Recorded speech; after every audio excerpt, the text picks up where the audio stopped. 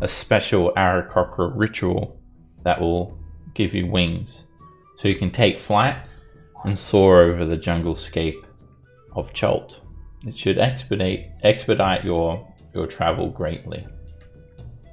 Upon traveling to Nangalore, you had learned that it is a burial place for Princess Mawoksanere's grandparents. And you'd actually learn that it's not just the resting place for her grandparents, but one of her long-lost relatives, perhaps her great-great-great-grandma, Zalkore, still seems to be in this strange state and living there, confused about exactly what timeline she's in. She speaks in as if she knows the current events that are happening in Chult, but she's also stuck in the past. And she wears a veil over her head as you've explored this garden. She has the black orchid. You've arrived at night time, and you've found that many things in this garden have tried to kill you. Eventually, you found this pagoda. And there's beautiful statuary all over this garden, exotic flowers of all different colors, colorful parrots, and even in the pitch black of night, you're still finding beautiful scenery here. In this once elegant garden, a lot of statuary has been broken, but it has taken you to this pagoda that's intact. And you met Zalkore. And she was kind of pleasant at first, but she didn't want you to take the black orchid. She found it kind of rude that you went in and just barged in and took it. And she wanted something in return for it. But you guys decided that you're just going to take it instead. And even as she has greeted you and fed you fruit and wine, you'd found out that although she seems nice on the outside, she actually has been deeply offended on the inside, and she's tried to poison you all before revealing her true nature. So she was able to be calm enough and cordial enough to still offer you food and drink, even though she'd already made up her mind what must happen to you all. And she believes that you guys have committed an offense. And we ended the session with the drapery over her head starting to writhe. And the aboleths, these large, 8-foot tall cranes that can speak common, have kind of closed in on everyone. And as the veil has dropped for a brief moment, you see writhing snakes hissing as it constitutes her entire head of hair. And her skin is pale. She's obviously some sort of monstrosity. And I don't think it takes you guys very long to realize that she's a Medusa. So your natural instinct would probably be to avert your gaze, which you can do at the start of your turn. So let's roll initiative.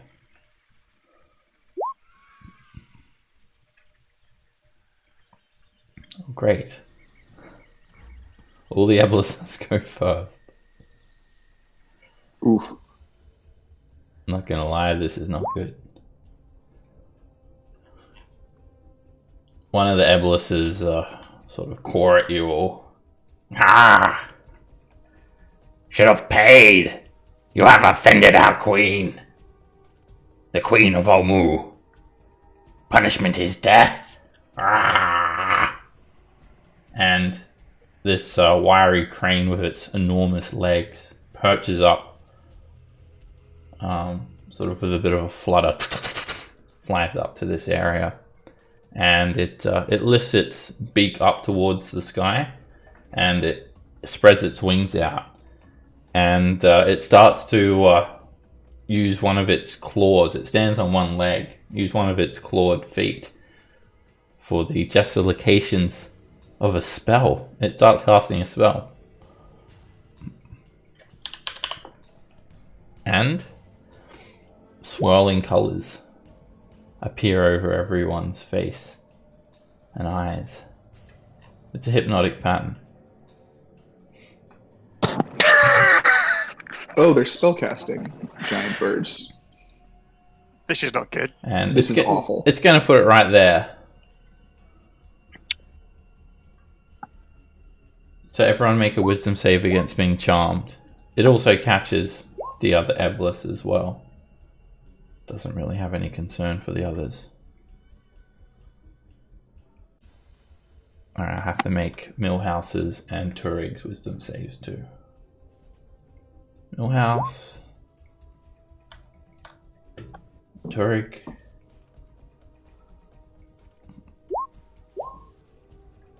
Alright, Orion, you become charmed. And while you're charmed, your movement speed is 0 and you're incapacitated. Oh, joy. Same happens to Millhouse.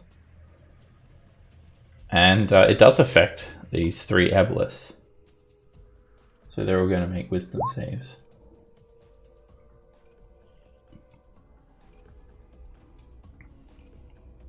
Alright, the Eblis know better that this one's starting to cast a spell, and they all turn their heads away and use their wings to shield their eyes from it. But this could get any worse. And I think the Still Defender is immune, so has no effect on the doggo. Everyone else makes a saving throw. This Eblis is going to cast a spell. It just caws a little bit. And suddenly these blurry images of the Eblis start to swirl around it. And not quite sure where it is. It's a blur. Because it casts blur. Sorry, they're giving them all concentration when I'm trying to only do one concentration. Alright, so yeah, this thing, I can see what the spell does. The body becomes blurred and shifting and wavering. Anyone attacking it will have disadvantage. Can't quite see where it is. This Eblis is going to do the same thing. It's going to cast blur. Shimmering images of the Eblis start to surround it. This Eblis is going to flutter over next to Zalkore. Over this divan, perch itself on all of these crates and barrels and supplies. And he gets a halberd. Gets halberded as he... Yeah. Halberd. Haha. And it's a miss. The halberd goes in between the section of its body and its wing, clips a couple of feathers at best. And it tries to peck at you like a drill with its sharp beak.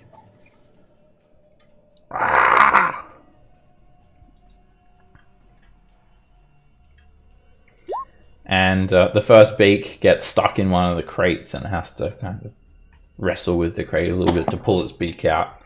And then it comes in and that beak pierces you for 4 damage. Zalkore, as the veil drops, she pulls out a short sword that she reveals. And she just tries to plunge it into you. Victor. Whoa, hang on, lady. She Yeah? hits you. That's not good. She catches you for 8 points of damage with the short sword. And what are you concentrating on? I had no idea. It's probably my cantrip, but I couldn't say it was. Oh yeah, resistance.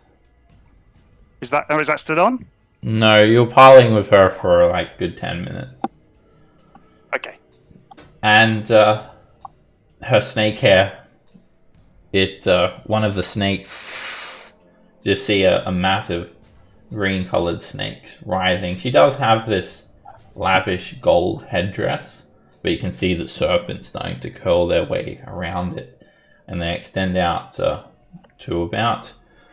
Each snake is about 5 feet long if it fully uncurls. One of them try to bite you, Victor. Tries to snap onto your shoulder.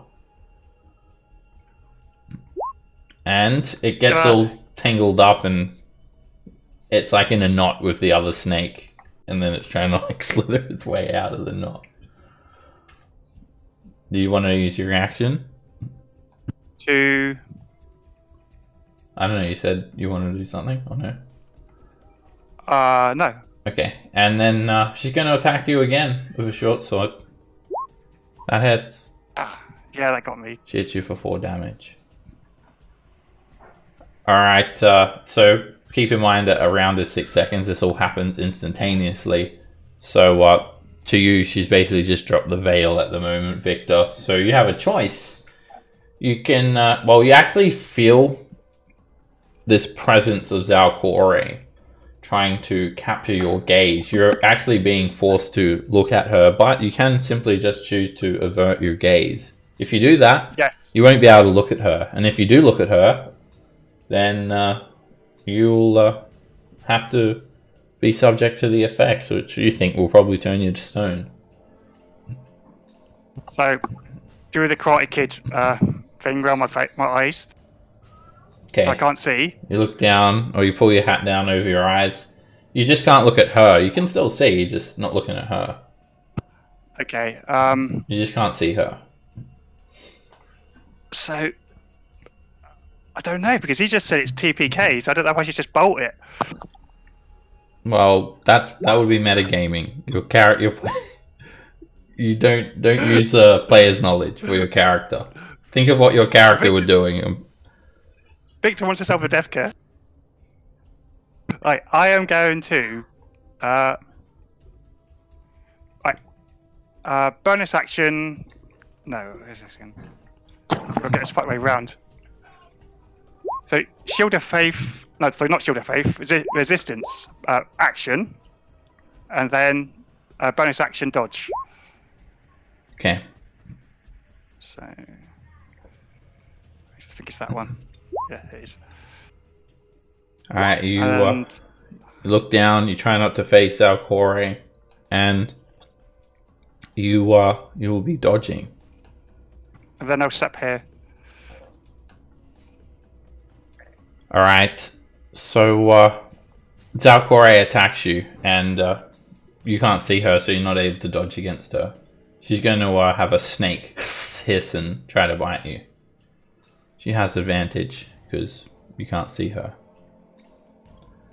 And you just feel this tiny little prick of a couple of snake teeth snap onto your arm, and then this burning, searing pain shoots throughout your entire system from poison. And you take 17 points of damage. Okay.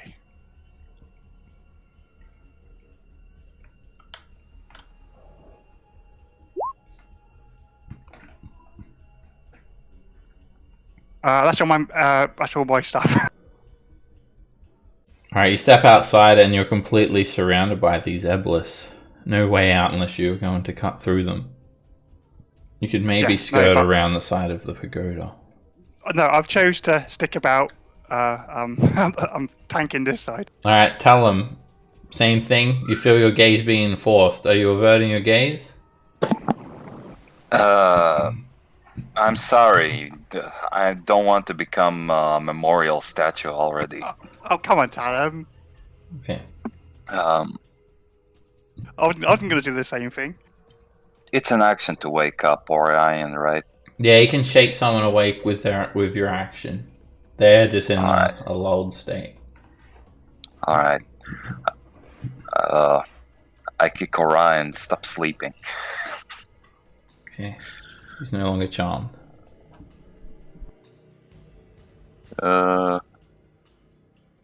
And as my bonus action, I'm gonna cast Sanctuary on myself and go back to my corner. Okay.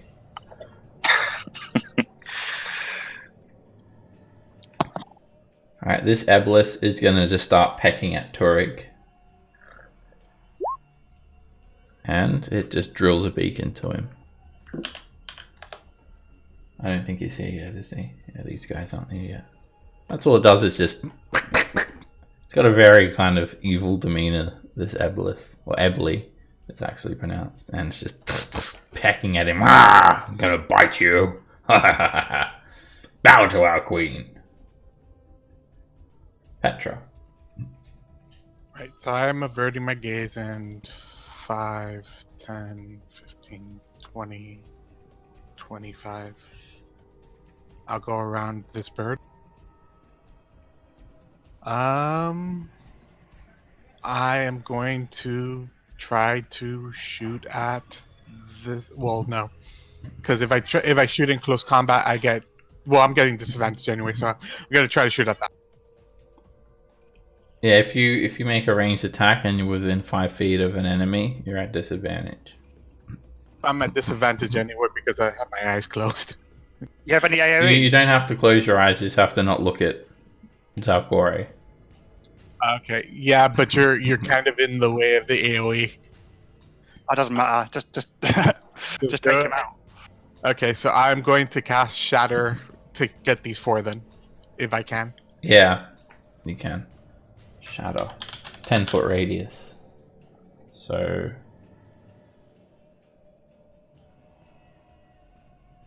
You could, yeah, you have to hit Victor if you want to hit all 4. You hit the Still Defender. So basically in the middle of all that. Yeah. Alright, go for it. And Victor, make a con save. Make one for the Still Defender. I have my my cantrip on for this, yeah? Yep, you have the plus 1d4. Alright, I think Shatter does max damage against creatures made of inorganic. It might actually affect the Still Defender. It might be max damage. I'll have to double check. Compendium. Oh, there we go. Thanks. A creature made of metal has disadvantage. Okay, but Still Defender still makes it, so he takes half damage. Victor, you succeed. You take 6 points of thunder damage, and let me make the 4 Eblis con saves.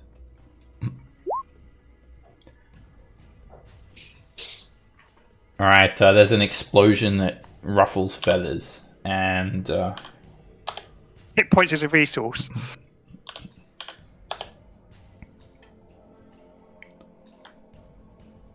three of them make the saving throw.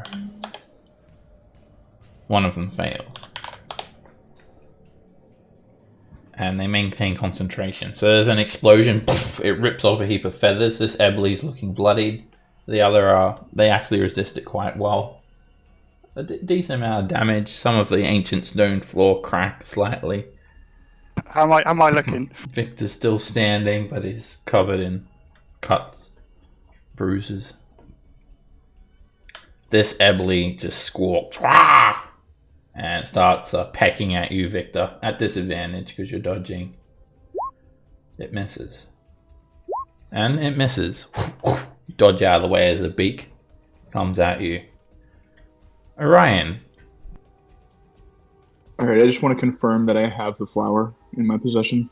Yep, you've got the black orchid. You snatched it right up. Alright. I'll say to Zalkore, if I turn to stone, you'll never get this back, and I'll put it in my mouth. Okay. And not swallow, I just want to hold the flower in my mouth. Are you averting your gaze? I am, yes. Okay. She doesn't respond to that. Alright, then I'll rage. And grow my claws. And I will recklessly attack her 3 times. Or do I have disadvantage on attacks from the poison? Poison? Weren't we like poisoned or something when she fed us stuff?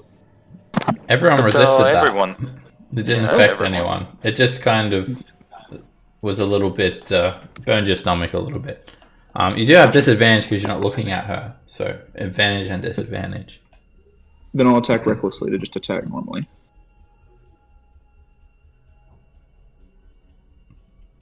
It's a miss. As you got your head down, you swipe through the air. These massive overarm swipes. That hits, and you feel a claw kind of cut through this tough, snake-like flesh.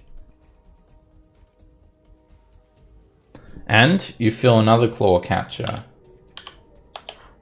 You see a little bit of blood streak down your nails.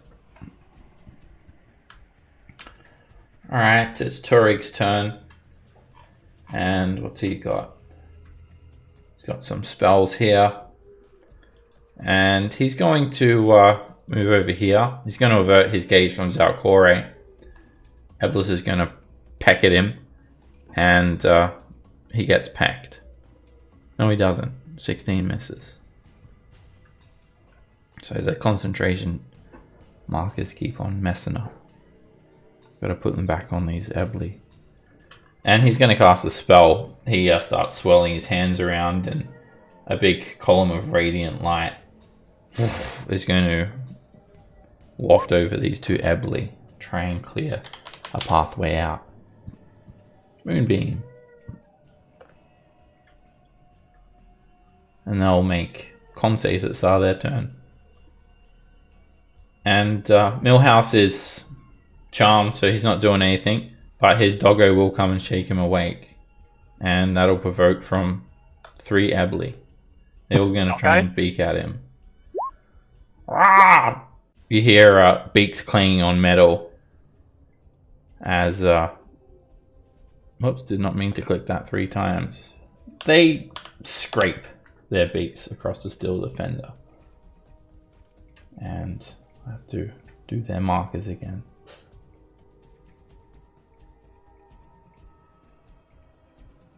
Okay. So Millhouse is awake now, but that happens at the end of Millhouse's turn. Back to the Ebli.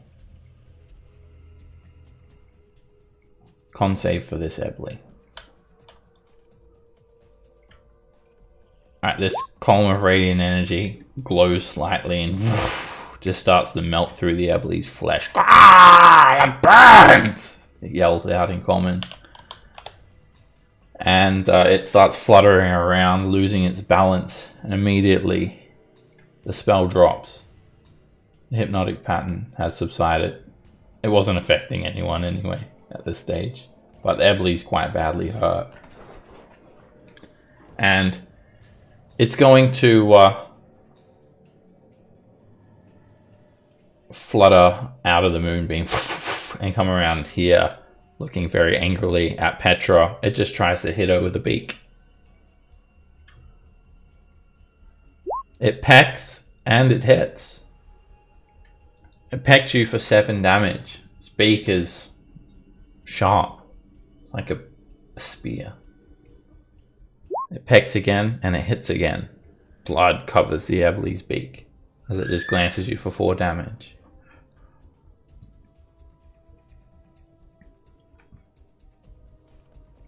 This Ebli is going to flutter up over here, provoking from Millhouse, Victor, the Steel Defender, and Petra. It breaks away and takes to flight 20 feet above the ground. Alright, attacks are at disadvantage because it's blurred. Alright, Victor, you attack first, and you manage to pierce it for 7 damage. So strike with the fist. Can I do dexterity or it has to be strength? Unarmed attacks are strength. Alright, when Victor hits it, the... So -1, so... 0. Yeah. Alright, you punch it, it doesn't do anything. You just like slap it basically. And Millhouse is usually using this hand axe, so that's what he's going to do. And he hacks into the Ebli. Its blur goes down. Alright, Petra, you punch the walking and it can barely make it out. Last Millhouse, come on. And then finally the Steel Defender just bites with this force-empowered Ren, and it sends the Ebly flying, and it kind of just explodes off the edge of this plateau and slams into a tree trunk. And it's all mangled up. It's dead.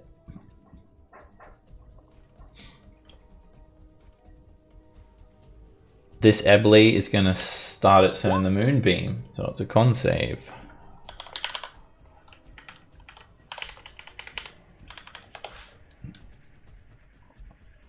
And I clicked it. Is it being slow? Alright, it almost gets completely melted away by the Moonbeam. It's left hanging on by a thread. Its blur drops, and it flutters back. Here. It starts swirling its beak around, and it casts a spell.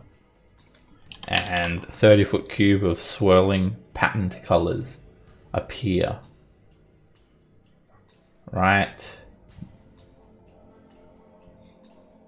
here. It's another hypnotic pattern. Petra, Victor, Millhouse, Turig, and Talum make wisdom saves.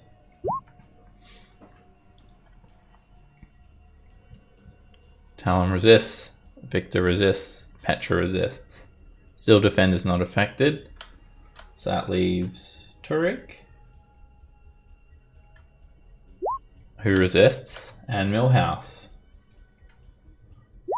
who resists. Does not affect anyone. Oh, except for maybe these Ebly. And this Ebly starts to falter. And charmed. Would you not drop it though?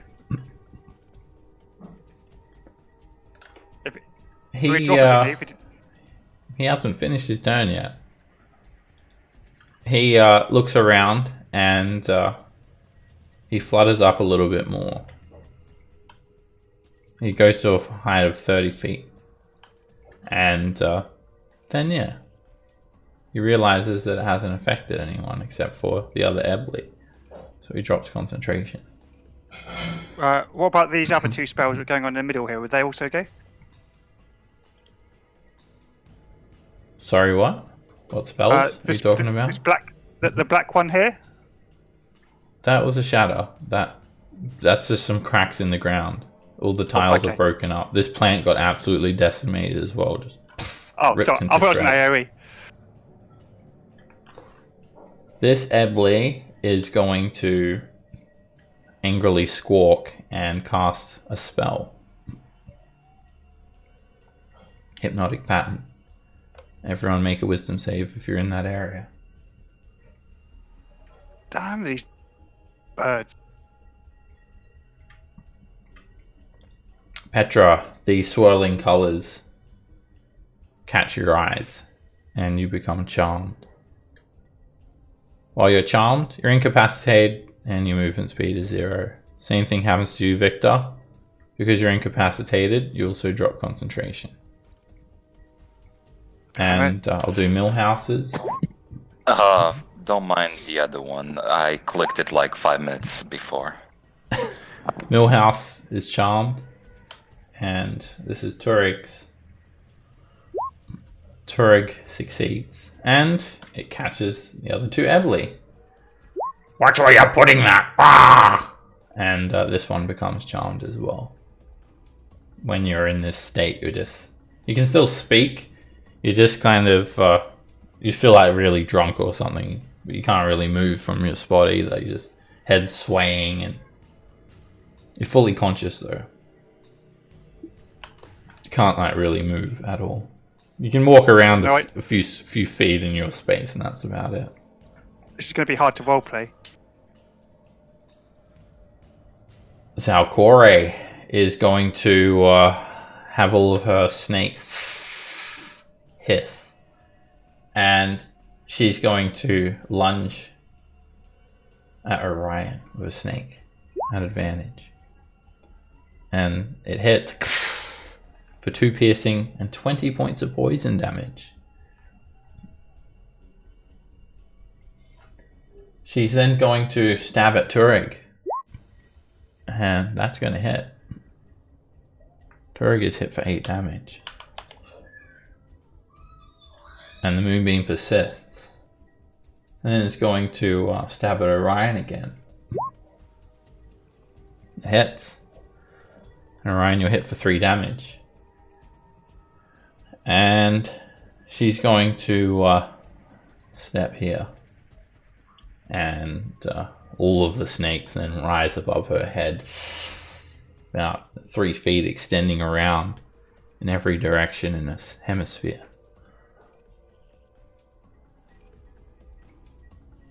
Victor, you need to make a Constitution saving throw. As you have to look at the Medusa. You can't resist that when you're incapacitated. And you do resist that. And that's all you can do on your turn. You're not able to take any action or move. Okay. But I've still got my mind, yeah? Yeah, you can still speak. If you want to say anything. Help! Hell. Okay, tell him.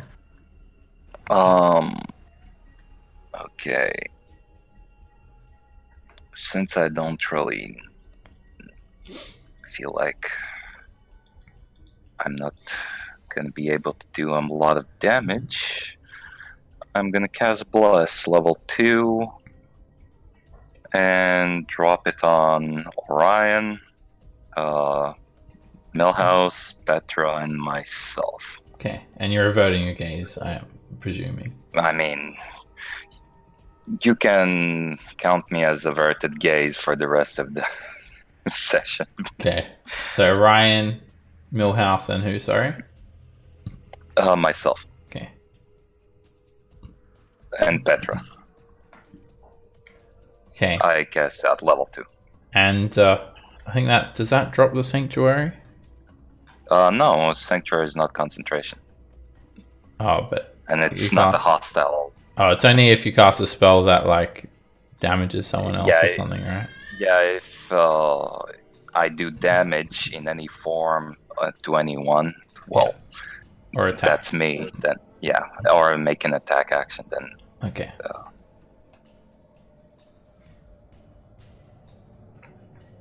Alright, this Ebley is going to start pecking at Orion. Stop clawing at her. Stop that. Stop that. Ah! And the beak hits you for 2 damage. Ah! Bow, bow, bow! Starts pecking at your legs, but you're just dodging the attacks.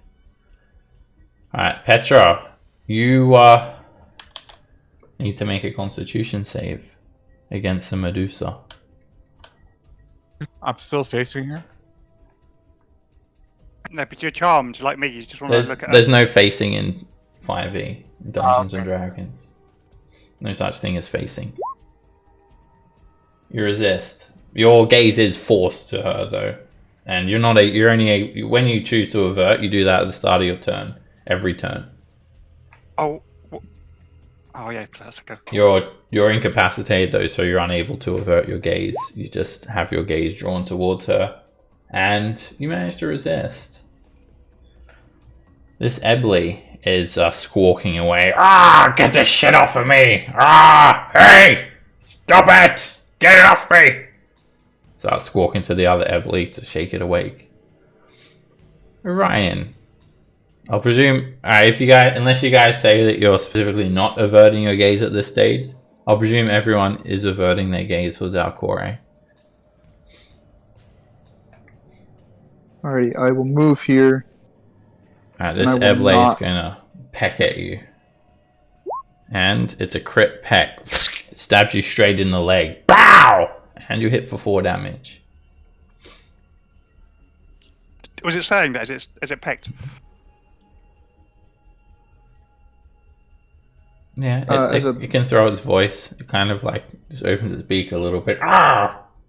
Wow! But keeps on becking. As a bonus action, I'll shift.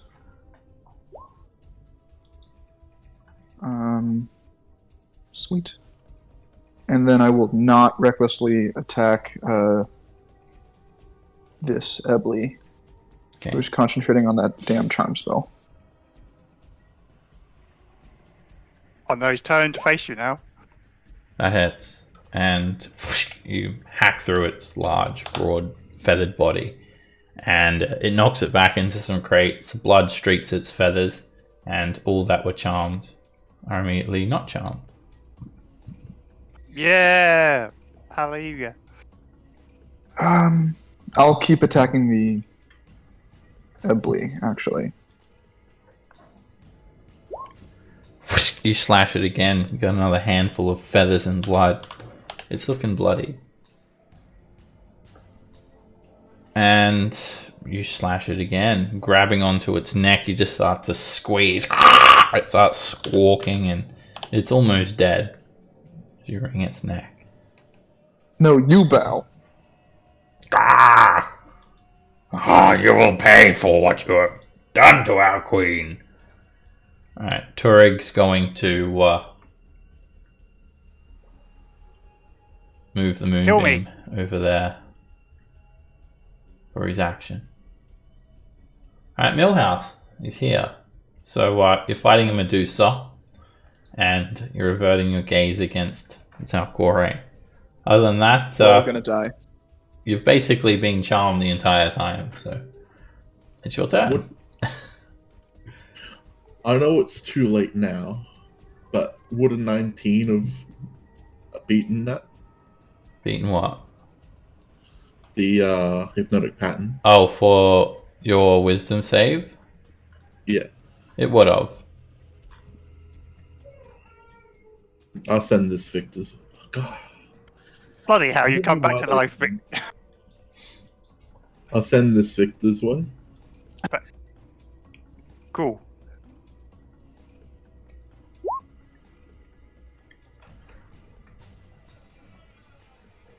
Alright, you place your hand on a very badly injured Victor, and all of his wounds heal up.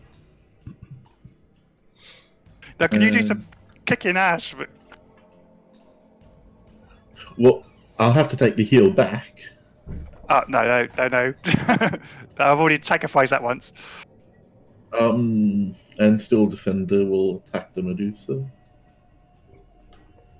Okay. He's been helping you. He kind of snapped you out of a charm. And is he averting his gaze? He does. Yeah. Does he have a gaze? Can he see? Yes. Otherwise, if he can't see, he would be making all his attacks at disadvantage. Alright, that means he can't see the Medusa. And he misses.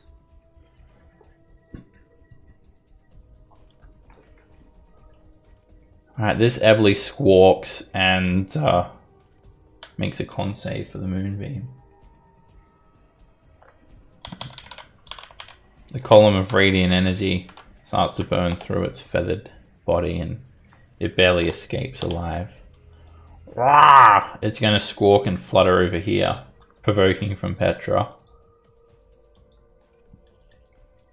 It's going to flutter out some more. You try to slap it again, Petra, but you miss. And, surprise, surprise, it's going to do a hypnotic pattern. This time, it's going to place it here. And Petra, Victor, Millhouse need to make a wisdom saving throw against charm. And yes, you have advantage, right, Millhouse, because you're a Gnome? Yeah. Okay. I'm a Gnome. And still Defender is immune. And you guys all resist. Doesn't affect anyone. The Ebly is flying 20 feet in the air. Fluttering about. This one gets just smelted by the moonbeam. Column of radiant energy sears into it and Ebly drops. Hits the plateau. This Ebly is going to try to peck at you, Talon.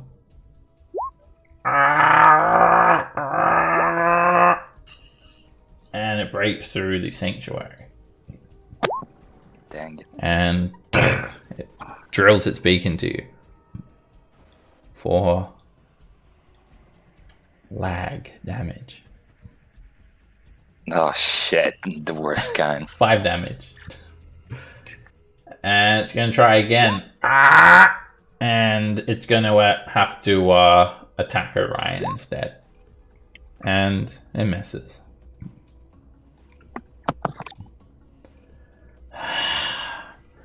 Incapacitate them, you fools! Otherwise, you will join the courtyard of statues. Zalkore threatens the Ebly. And is going to snakehead Turig. And he gets snakehead. Deflect attack. Okay. You can't see Zalkore, so you're not able to deflect. Unless you want to look at Zalkore. The doggo will take that chance. Oh yeah, it's Doggo doing it. Alright, so he needs to make a Constitution saving throw. The second he looks at Zalkore. He resists whatever effect Zalkore is trying to impose upon him. Does not turn to stone.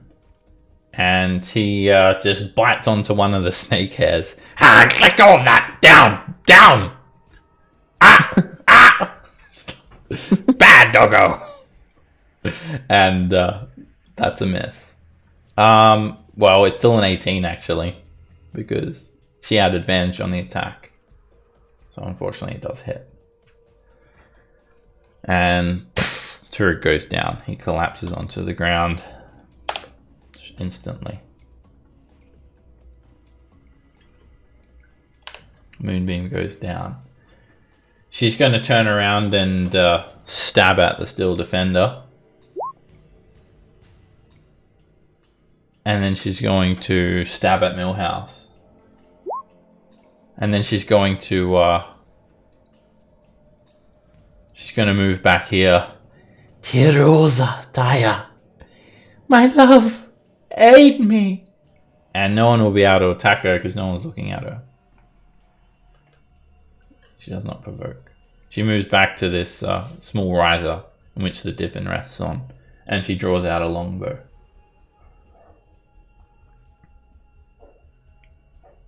You'll not leave, Ningalo.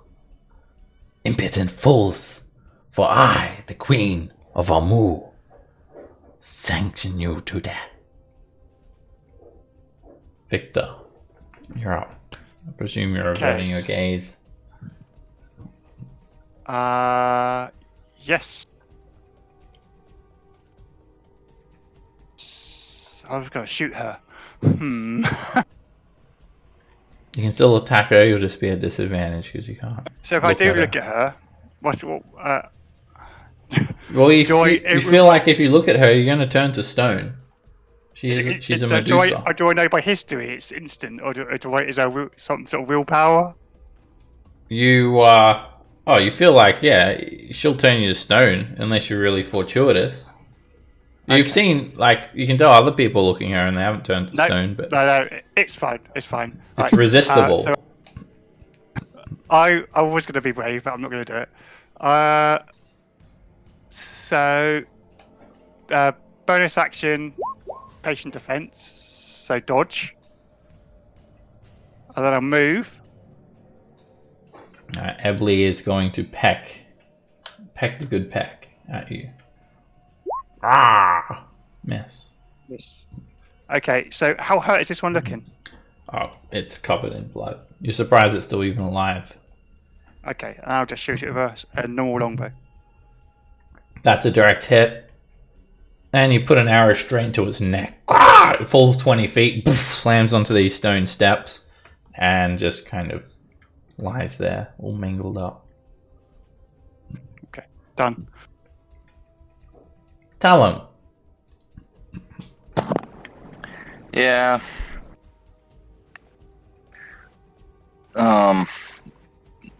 Thank God we have a cleric.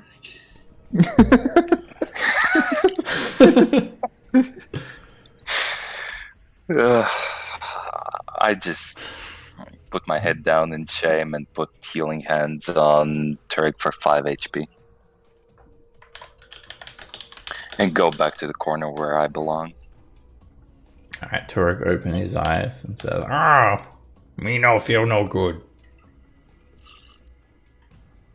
Yeah, you should probably turn into something. Man, that's the best deed of the day. Maybe me turn into stone. Apart from my one. And actually, as my bonus action, I'm gonna cast Sanctuary on Turk. okay. Hey, wait. Oh, wait.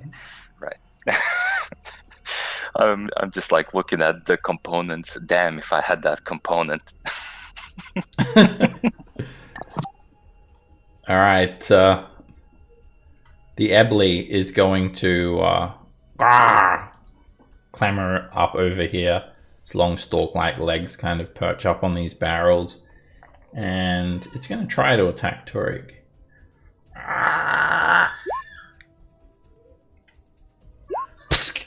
Miss. It pokes the ground.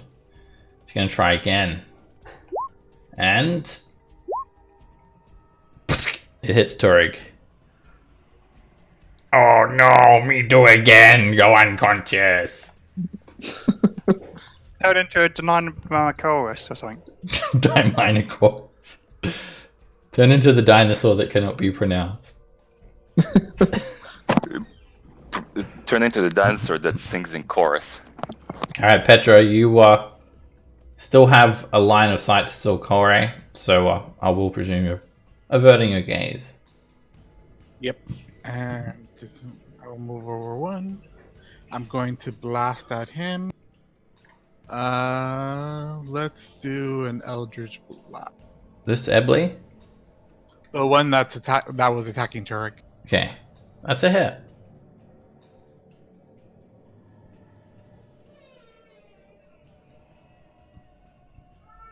That beam clips the Ebly's wing. That's another hit. And poof, it hits it in its chest. And a few feathers get ruffled.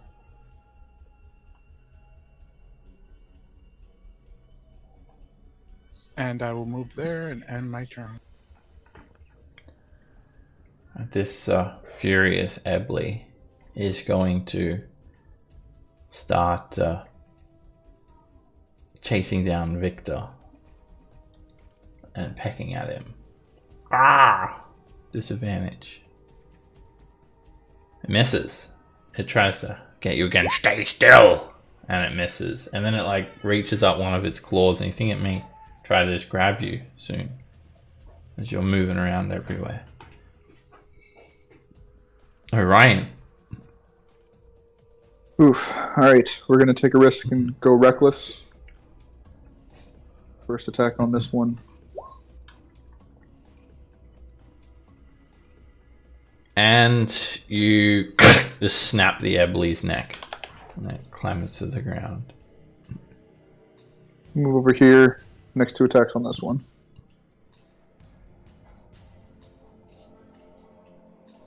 That's a hit.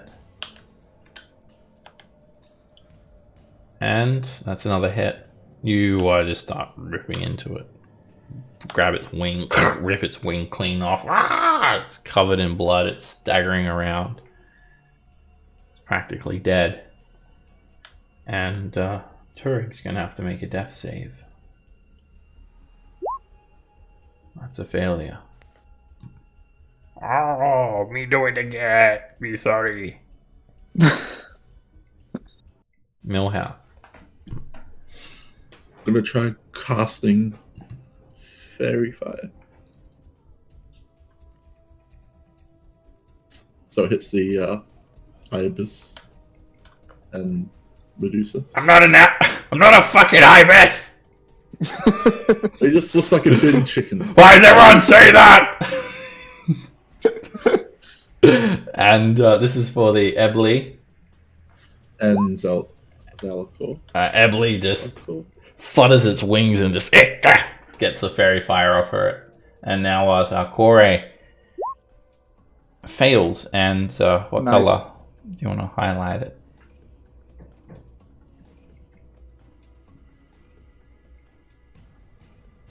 Do you have a favorite color, Millhouse? Green. Okay. Yes. Keep in mind, you have to look at Zalkore to have the advantage. She's now glowing green. You can see the area around her feet letting off a green hue. She does shed light in a 10-foot radius. Just double checking. That won't cancel disadvantage if you're not looking at her. Attack roll against the affected creature has advantage if the attacker can see it. Gotcha. So you have to see it. Alright, Still defender. Doggo. So I said that I'm presuming that everyone's averting their gaze, unless you So state does- otherwise. Yes. Does it- If you And if we avert do your look at gaze, it means your attacker at disadvantage. You And if we do look at her, we get a save. Is that right? with unseen attacker. Yeah, you can try to resist. Does that reset every round? Because Yeah, does I'll still defend. Okay. Yeah, I'll presume, at the start of every round, you need to avert your gaze. You need to actively avert your gaze. She's magically forcing you to look at her. So I'll presume that you're doing that, unless you say otherwise. Right. Well, still defender will look. Okay. He can make a con save the second he gazes at Zalkore. His head is basically forced to look at that mat of snakes. And he starts to turn to stone. His legs turn to stone instantly, and he's restrained. He's not completely turned to stone though, just his legs. So he has no function in his legs whatsoever. But it can still do things. To touch its leg. His movement speed is 0. Attack rolls against him have advantage, and his attack rolls have disadvantage. He also has disadvantage on dexterity saving throws. He can still attack, which he would be doing because he is looking. So advantage, disadvantage, and he chomps her. Just catches her. Kind of just bumps her, really.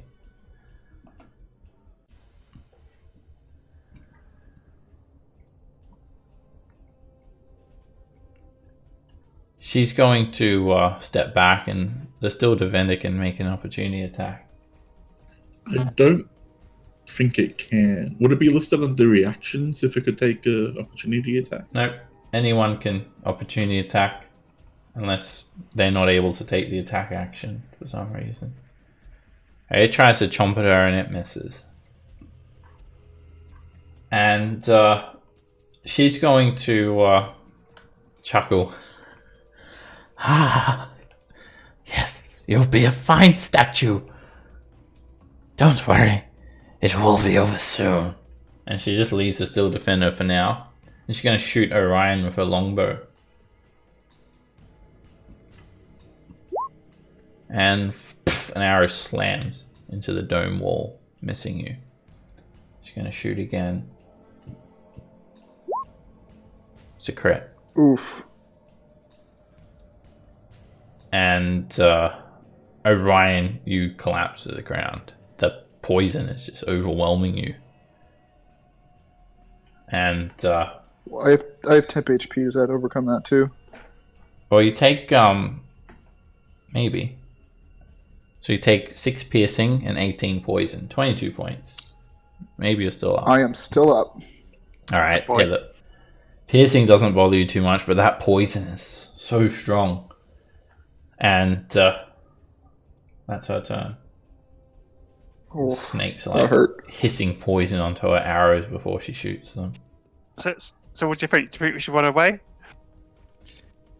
We're kind of committed at this point, buddy. And then she's just going to come back over here. Actually, No, she'll stay there. She's not going to move. Victor. Okay, right. So Petra, you have to sort this bird out in front of me. I'm going to do healing word on Turig. Dimanicus. If I can't say the words, does it still work? Deinonychus. I'm dyslexic, so it's there it is in real life. You give him 6 points of healing. So that's a bonus action. Yeah. So I'm going to try and stab it with my normal action.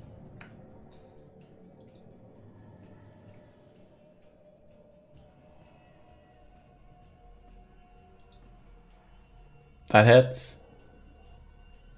Alright, you slash the blade on the Ebly, and it's still not bloodied. It's pretty hurt though. It's getting there. Talon. Alright. I step over here. I kick Orion. Who told you could die and he gets plus 20 HP? Oof, you're still my favorite. Alright, lay on foot.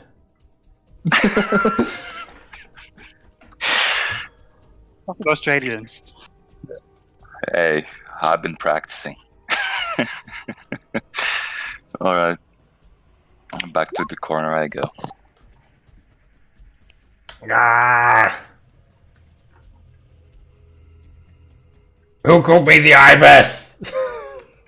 Was that you? Looks at you, Orion. No, I think it was Millhouse actually. This one, Millhouse. No, I'm Millhouse. And it's gonna peck at you, Orion. It's a hit. You were reckless, right? Yeah. Yep. It pecks you for 2 damage. You just kind of block out all these injuries. That's a miss. And that's its turn. Petra. Right, so I am firing a Scorching Ray. First one at this obelisk.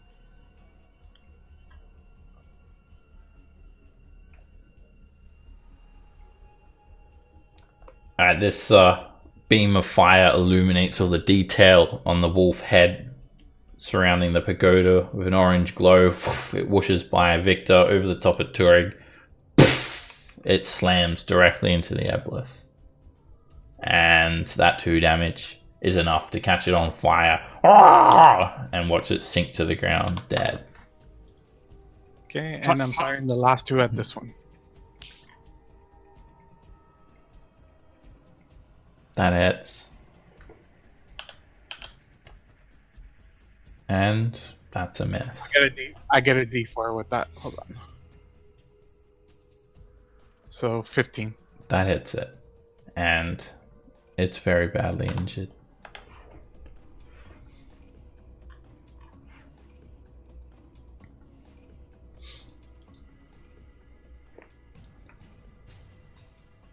The Ebly is going to peck at Victor.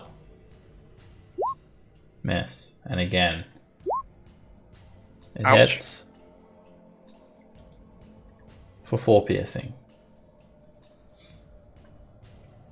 And that's Should its turn. probably concentrate on something.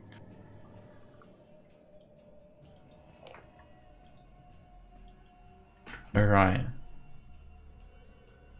Oof. Run up behind Zalkore, and I'm gonna look at her. Alright. He's doing The it. second No, Ryan. Don't do that, Ryan. you feast your eyes on her, you need to make a Constitution saving throw. Okay. You start to feel things happen in your legs, but you resist it completely. So fairy fire's up, which means I have advantage. Yes. All right, boys. Can't here you we tell go. by its green ore?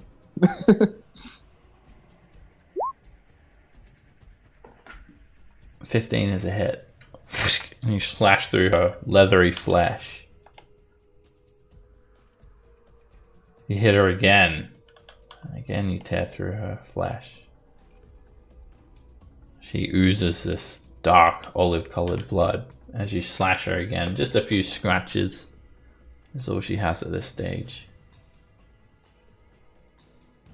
Oh. Oh no. Me no got the wild shape. Turek Oh, no. says. He's just a goblin. Did he at least move out of the line of fire?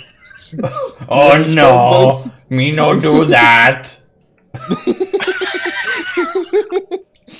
Where are you from?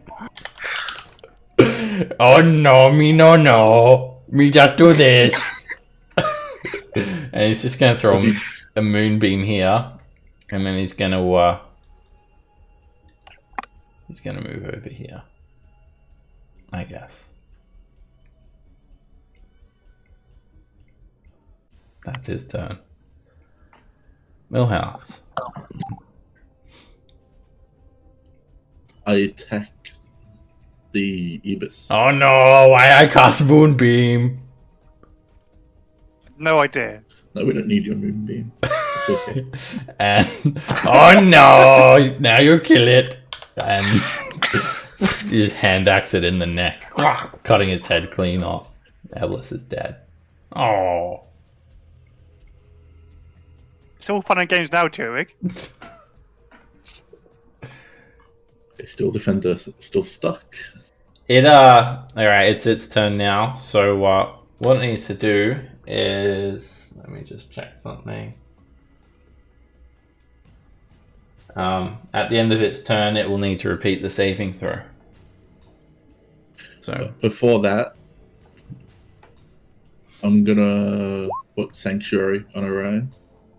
Thank you, my friend. okay. But that does mean favor. No, it doesn't. I always think Sanctuary is concentration.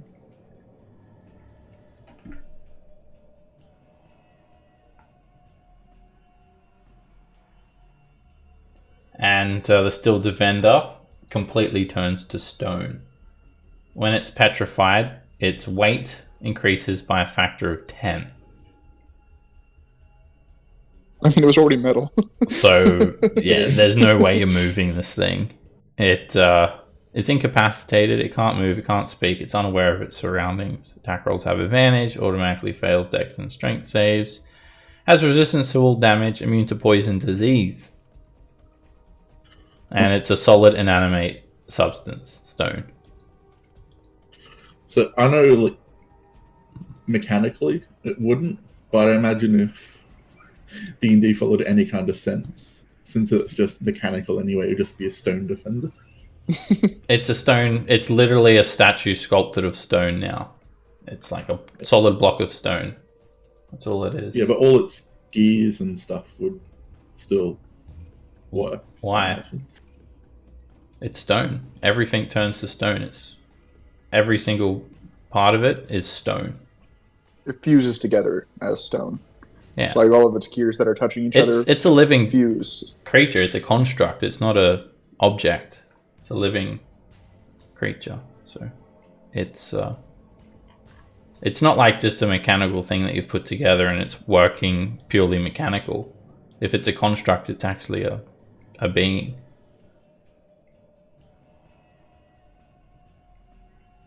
Alright, Zalkore is going to mutter to herself, Thirutaya, my love, where are you to help me? I am being attacked. And she's going to use her snake hair on you, Ryan. I had that bad boy. And I it's a have miss. Sanctuary also. Oh yeah. Yeah. Well, either way, it's a miss. And you went reckless, right? I was not. She's going to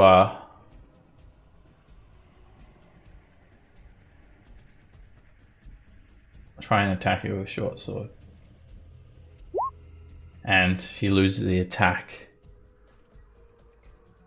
She's going to try and attack you again.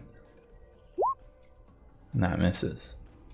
She keeps on calling to her lost love. Victor. So I say, Terry, can you lick this arrow for me?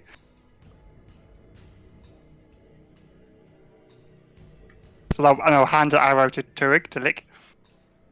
Oh What? no, not again.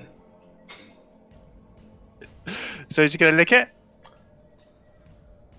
He'll lick it.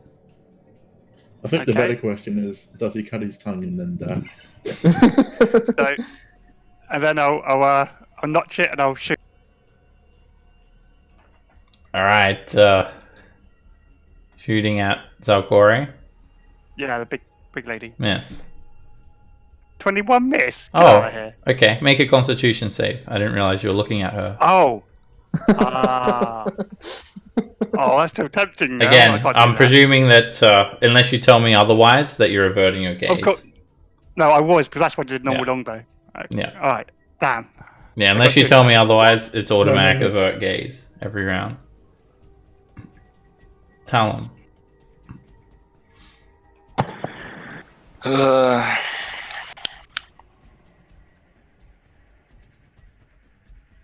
Yeah. Yeah. Get in here, buddy. No, not yet. Come on, I- buddy. Stop floating up there. I'm gonna buff myself. I'm gonna use Radiant Soul. And while I'm at it, take a peek. Alright, you start to glow, and you just peek out into like a sunken courtyard. It's flooded with water. There's broken bits of statuary everywhere. Alright. Good turn. Petra. Right, I will go there and tell everybody to move out of the way, or else they're going to get hurt. But for now, I'm going to do Scorching Ray Terror. Okay.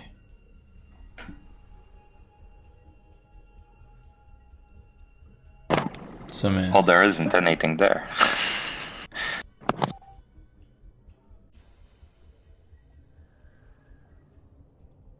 That's needs a D4. You're at disadvantage, so roll again.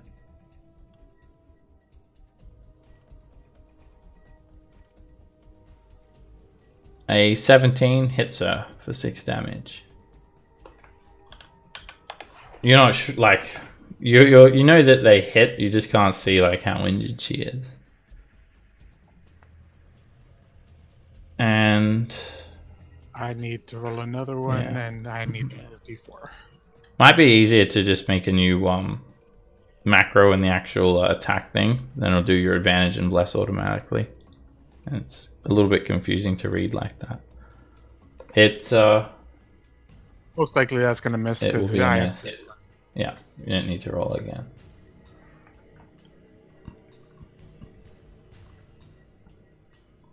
You hear one of the beams slam into her, and the other two disperse on the far wall.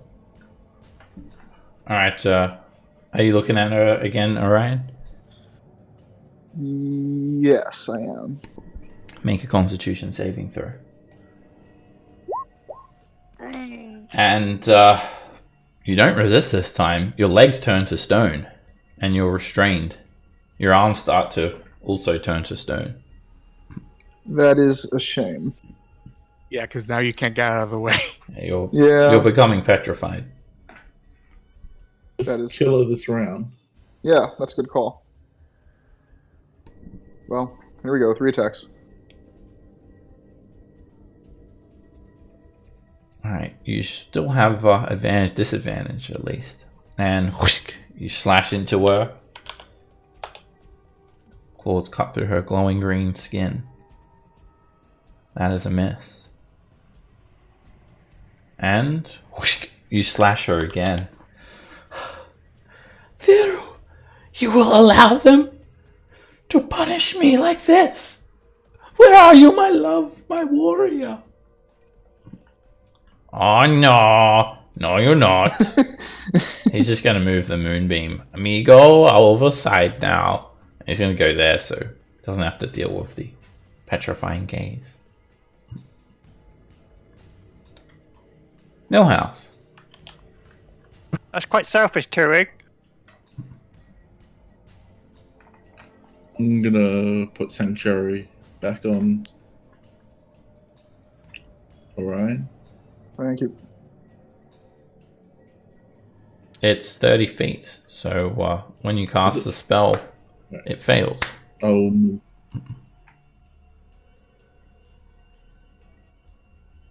Are you using a higher level slot? if I move up, can I cast it? Pick a name. Usually, if you've cast a spell, like, it's done. Alright, I'll take that then. So what happens is you lose your bonus action, you don't lose any spell slot. But the spell simply fails. I'm sorry, Orion. I didn't read the spell.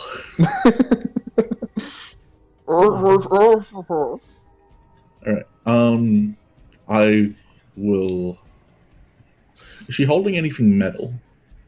I doubt it, but it's always worth an ask. Are you looking at her? To see what she's Yes. holding? Alright, make a constitution save.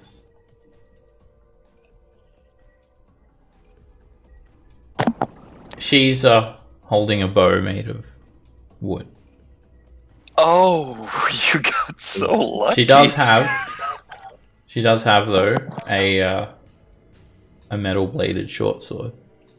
So she Does does the have bow a short look- sword. Fine. Save the looting until after we kill her. You can look at her all you want on your turn. So she has a short sword and a long bow. She is holding a short sword in her hand. It's made of metal. Is that thing in the middle a mirror? That's a divan. It looks mirror-esque. Why would she have a mirror? She's a Medusa. Look, I grasping at straws here. I'm gonna launch a firebolt. at You it. would imagine her smashing everything that would have a reflective surface. Alright, that firebolt slams straight into her, and she's looking bloodied now. She's injured. Isn't still defender signy? Just push him in there. I would assume being battle scarred and muddy and dirty, he wouldn't be that reflective anymore.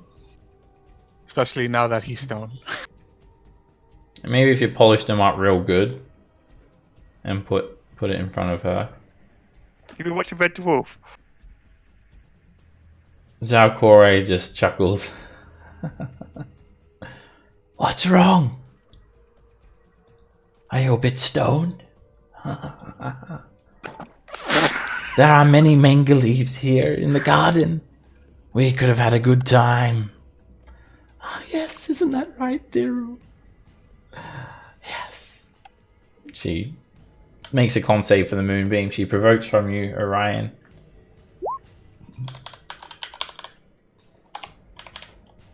You hit her. And the moonbeam hisses as it burns her flesh. And she shrieks, Diru! My lover! Protect me! And a 10-foot tall apparition of a Cholton warrior appears in the center of this dome. That's cheating. And Yeah, that was That's your one just away. fun. it looms up and attacks with her. And it's unerring. And it Does goes... she look like she's concentrating on it or transfixed to it? She's just called out to her dead lover, and she just smiles as she gazes upon Theru. And it's going to throw this massive force spear straight through the wall, hitting unerringly. Automatic hit on Turig. I knew it And was cheating. Wall hacks. it needs to roll damage. It goes straight through the wall and strikes Turig. 100% hit rate. Turig is knocked down. At the same time, it's completely impervious to the moonbeam. It's not affected whatsoever. It's kind of translucent but somewhat tangible apparition. And Zalkore is looking kind of hurt. She's going to say, "Oh, my lover, I knew you were with me." And she's going to fire her longbow at Talon.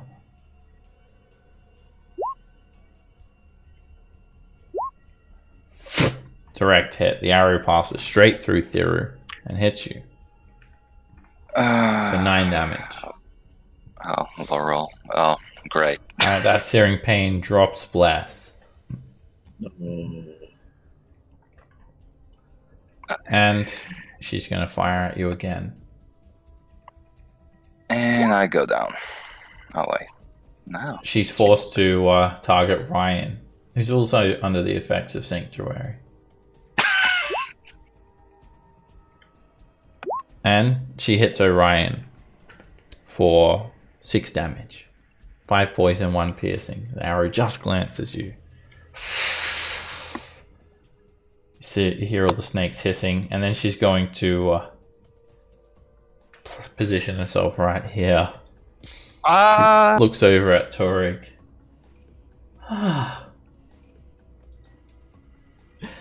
Justice served, she says. And the image of Thiru basically looms over her now. Just kind of hovers over her at a height of 10 feet. So what's she looking at Turek to do? So what's the intention on Turek here? Oh, she seemed pleased that Thiru struck down whoever harmed her. Okay, so Justice served, she says. Combat roll over here, Tim. Spell a dying. And then I have 30 foot left. Okay, he's stable now.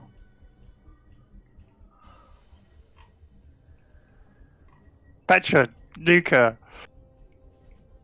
I've got a bonus action still, I think. Yeah. Running out of tricks. Yeah, I'll get a clap.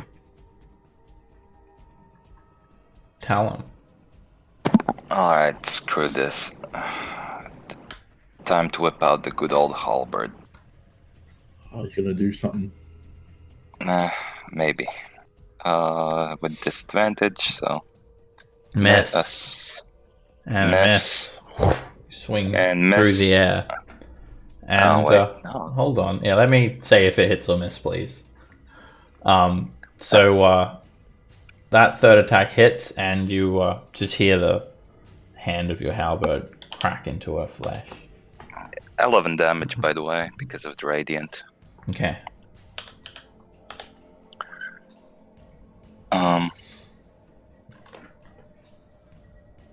Yeah. Behind the wall I go. This is for you, Talon. You hit for 17 force damage from attacking her. Oh. What do we see when that happens? You see a 10-foot tall, spectral Cholton warrior with a massive force spear strike unerringly. And it's all force damage. There's just an explosion of damage. So I will move there, and I am going to cast Lightning Bolt, trying to only hit her and maybe the wall.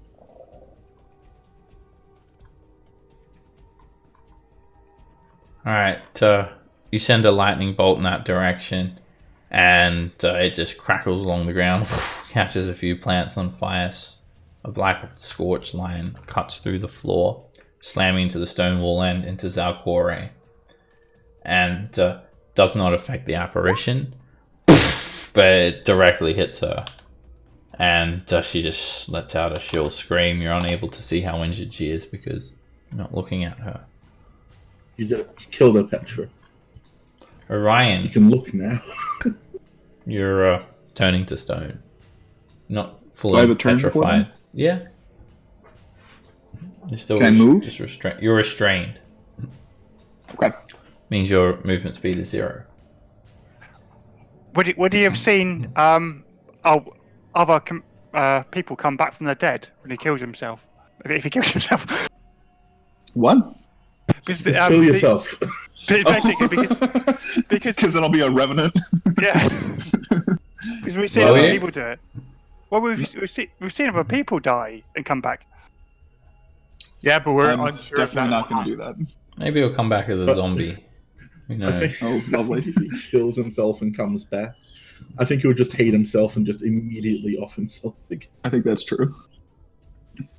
I'm going to pull out my short bow and shoot her twice.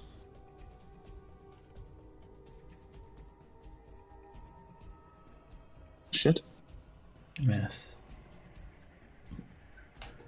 That hits her.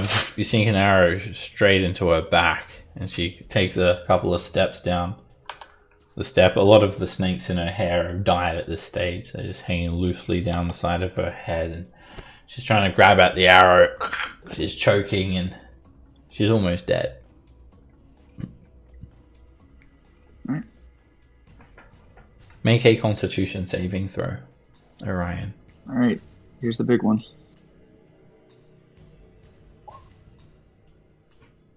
You turn completely Uh-oh. into stone. You're petrified. Damn. You are consumed entirely by the stone. Can you describe my really cool pose? You look like an angel letting loose an arrow. Lovely. But that's basically, unless you can find someone with greater restoration, that's basically a death sentence for Orion. Oh no, Turek says in his stable but unconscious state. Millhouse. Alright. Gonna move up. Don't have Very- to come on, Bill House. Let's just get out of here. Fairy fire goes down as branding smite goes up. Okay, your axe glows with bright energy. And if this hits, I'm just going to assume that 9 damage is what goes through. I'm looking at it, I should mention. No, you've already rolled. That's a miss. You can look at her now. I said it as I was rolling. I've said it like 3 or 4 times. Unless you say so at the start of your turn, you're averting your gaze. I said it like 3 times, so that's what we've been doing the entire encounter. Alright, you still were not looking, and you clip her. I said I was looking. Okay, make a Constitution save. Don't do it. Go on, Bill House. Let's just pack up some nice lunch. Because Let's before you even attack, you need to make a con save. That's why you need to tell me if you're looking or not. Because you may just be instantly petrified before you even move. Alright, you stare her down, and you resist the petrifying effect. And you hack the axe into her, and straight into her chest. Blood just spurts out everywhere. And as she falls to the ground, the massive spirit reels up its massive force spear, and it lunges at you. And just before it strikes, it vanishes as Zalkore falls to her knees and lay dead on the steps. Sure, did a good job. You can run away now, Petra. It's okay. The fairy fire fades as she is dead. Or it glows for a little bit longer. Well, it's already gone, actually. But that's it. She's gone. She's dead. There might be a spell scroll in one of the boxes in case she accidentally turned one of the ibises into stone. Have a big old check of the room. Well, I mean, there's a chest over here. Just start searching the room. Alright, I guess if there is a scroll. That would make sense. So, yeah. Is there something to wrap her head around? Because I'm gonna probably chop it off and wrap it in something. Okay. Present it to her granddaughter. It's not doing anything when she's dead. It's a trophy of conquest. But yeah, the magic the effect is no longer active. You can look at it all you want now. As long as it's not active. We need That to save sensation goes away instantly. Millhouse would realize as he kills her, and the light fades from her eyes. Something funny I forgot about is that the flower is still in my mouth. Yeah, I remember that. We failed this Well, mission. no problem. We can always just cut your mouth. Break my jaw, yeah. Yeah, just break your teeth. Is it right? Is he completely dead, or is there a little bit of him left? He's not dead. Okay, I'm He's going to whisper petrified. in his ear. I'm whisper in his ear, MVP. Okay, it says what petrified does there in the description. You can read it. See exactly what it does. I already read it out before, so I'm not going to read it again. Alright, so we search around, trying to find something to fix Orion. Maybe the Steel Defender. Although I'm sure Millhouse can just build another one. And what remains in her lair has very little value. The most expensive thing that you probably think was here is the clothing that she was wearing, but that's basically been destroyed by the lightning bolt. You do search around. There's just some barrels of water and foodstuffs in here, mostly, and some unvaluable objects. There is, however, some vials of some sort of liquid. There's 7 of them, and they are kind of snake-like, shaped like a snake. So me and Talon are going to go sit over here, and I'm going to draw a picture. And Millhouse and Petra can do that. What color? What color are the vials? They're made of glass. Can I drink it? No, not drink it, but taste it. There's a green liquid inside. Yeah, make a Constitution save against poison. Oh, perfect. Tell him he's killed himself. Oh. All right, I go to sleep. When you taste it, you feel very, very sick, and you become poisoned. You immediately just feel absolutely horrible. You start coughing and spluttering, and you need to you're extremely thirsty. You feel like you need to drink a lot of water. Okay, so I'm gonna basically say to him, "It's ill matter or nothing, mate. Do you want you coming over to here? You coming over to ill matter?" I don't follow ill matter. Ill matter protects people like you. People like me? Then why the fuck am I poisoned? That's why we're here. This takes off poison. Yeah. I can take off poison. All right, that burning sensation in your neck, and the need to drink water profusely vanishes. I'll put away my books. And it feels like the same sort of poison that was in your food. You only had a little sip though, Talon, and that's all it took for you to feel that. So there are still 7 full vials of this poison. It would need you need to be like a nature check to identify them. Can I figure out how to get without desecrating Orion's corpse? How to get? I would suggest What? The flower. It's turned to stone. Everything he's holding or carrying is petrified along with him, including the black orchid. Okay, so we came here for nothing. Cool. Pretty much. I would suggest we rest here, though. Not just head out because, again, everybody's pretty. So what about What? Ryan? Is he okay?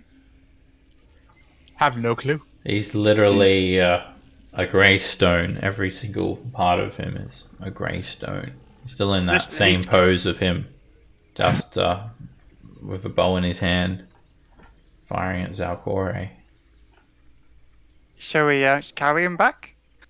I don't have the strength to carry him, unfortunately. What? Just put him on the Steel Defender. The Steel Defender is looks like he's out of commission. I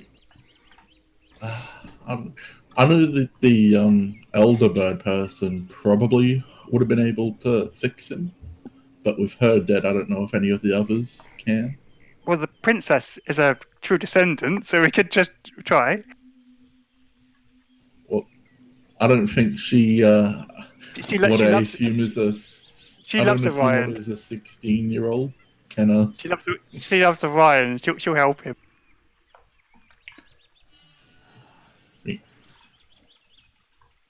Again, I reckon our best bet is to go to the bird people and hope that one of them can do the equivalent of greater restoration.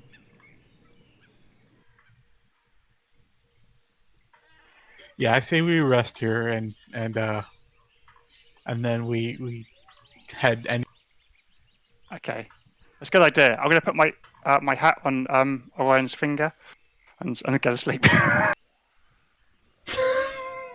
Okay. Use him as a hat stand.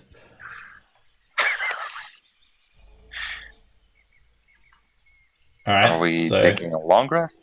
Alright, so you guys come to the conclusion that maybe only the Aarakocra could possibly be a very high level cleric and be able to cast greater restoration. Or I mean, we more can't take a powerful long rest. magic.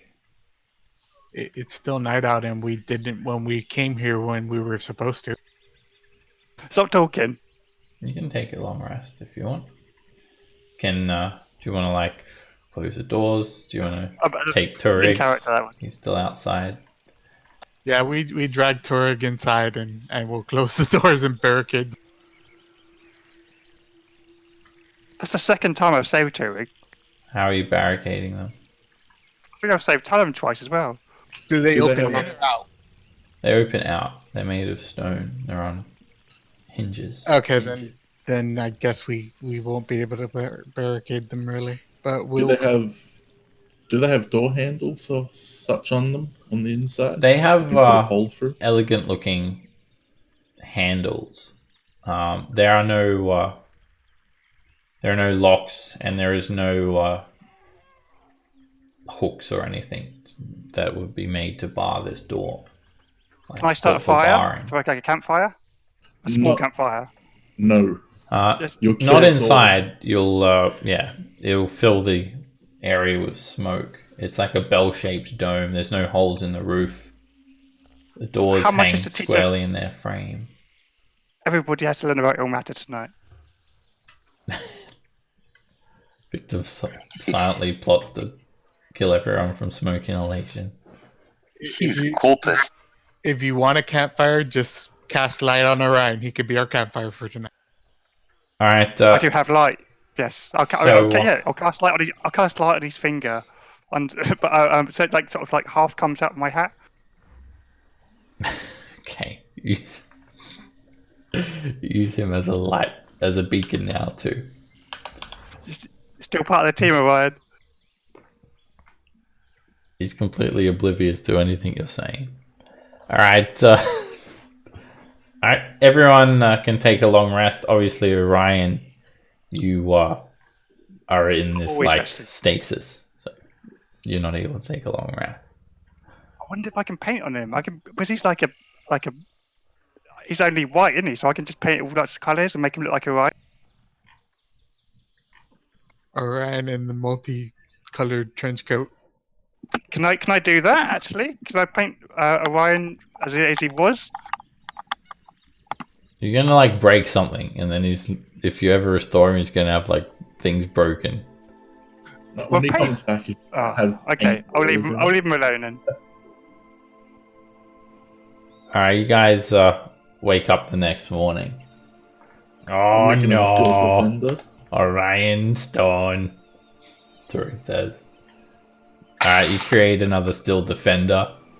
And you make this new one, Millhouse. You build him up, and does your old one just like crumble apart or something? Or what happens if you build a new one? I think the magic in it just stops working.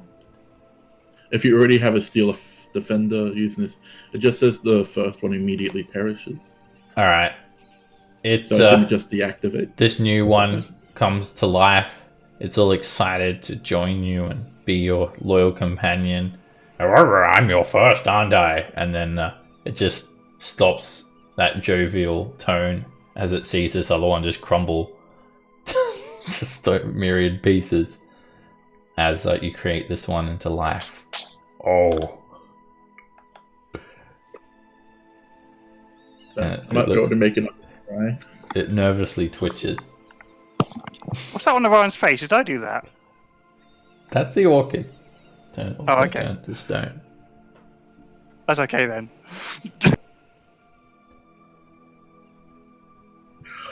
Well, Right. guess So, off to the Arakan. Cool.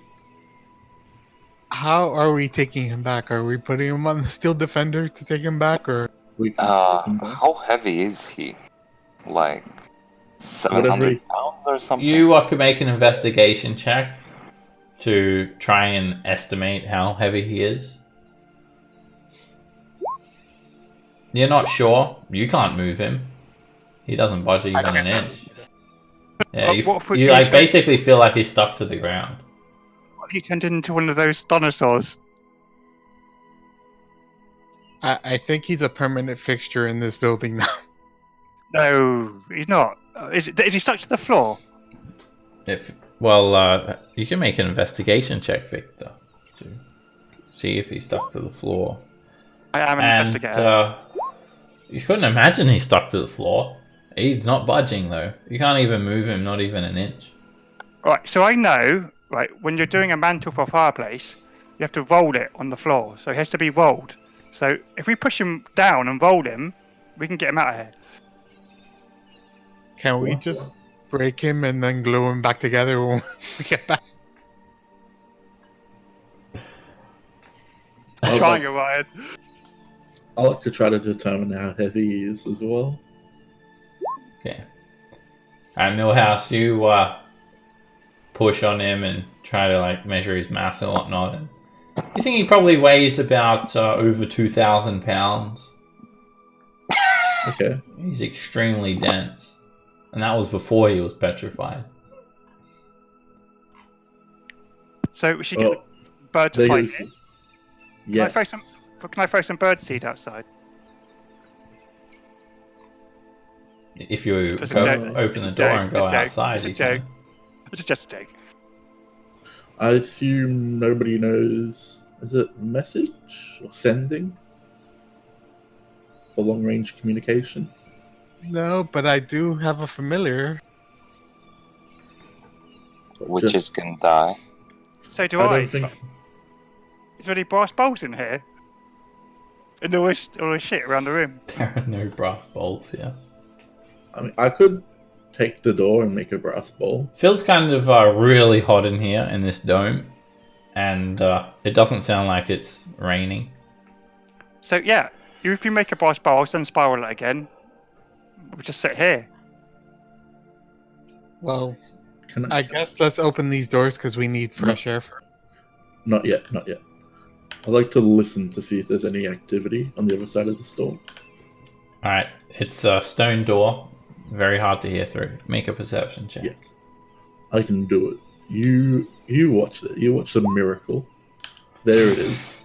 And you can hear like ambient sounds of birds Can and I help stuff him? outside. It sounds like there's a... I mean, it doesn't really require a perception check to hear that there's like an active, active wildlife around here. I push the door open. No. Oh, I was going to look through the hole that killed Tori. Alright, tell him you open it up, and Zalkore's corpse is still there where you left it. And there's something else. Who are these things? Oh, Twinga. Droid says, "Oh no." Oh no! So yes. there's these tiny little spirits that are timidly climbing up the stairs and poking out Zalkore's body. They're so small. They're like a 6-inch tall animated doll. Strange masks, spindly limbs, wild hair. And they're very timid creatures. 2 of them, they basically run off. And they go and jump into the garden. I heard if you eat these, they're quite good. But one of them curiously peers up at Talon with this strange, featureless mask. And just looks up at you, like, curiously. I squat down It and flinches slightly and it takes a couple of steps back, but then it edges up towards you a little bit closer. I think it wants to be your friend. well, I ask him, well, can you speak? It's just looking at you strangely. And well, it's got a mask on, it could have a mouth. But doesn't seem to really understand you. Because Maybe it just still stares at you. Oh, Maybe- I say the same thing, but in deep speech, because fuck do I know why I know this. It crawls right up to you, Talon, and looks all the way up at you. It's 6 inches tall. You're 6'5". And it holds out its hands, both of its arms, like it wants you to pick it up. Alright, I pick it up. And kind of points like to your shoulders. Yep, Claps its hands together. I put him on my shoulder. Oh, it claps a lot and looks around really excitedly and kind of grabs onto your neck and just looks around everywhere. And then it taps you on the shoulder and you kind of whip around and it crawls around in front of you and then points at Orion. Alright. And then points at you. You carry it on over.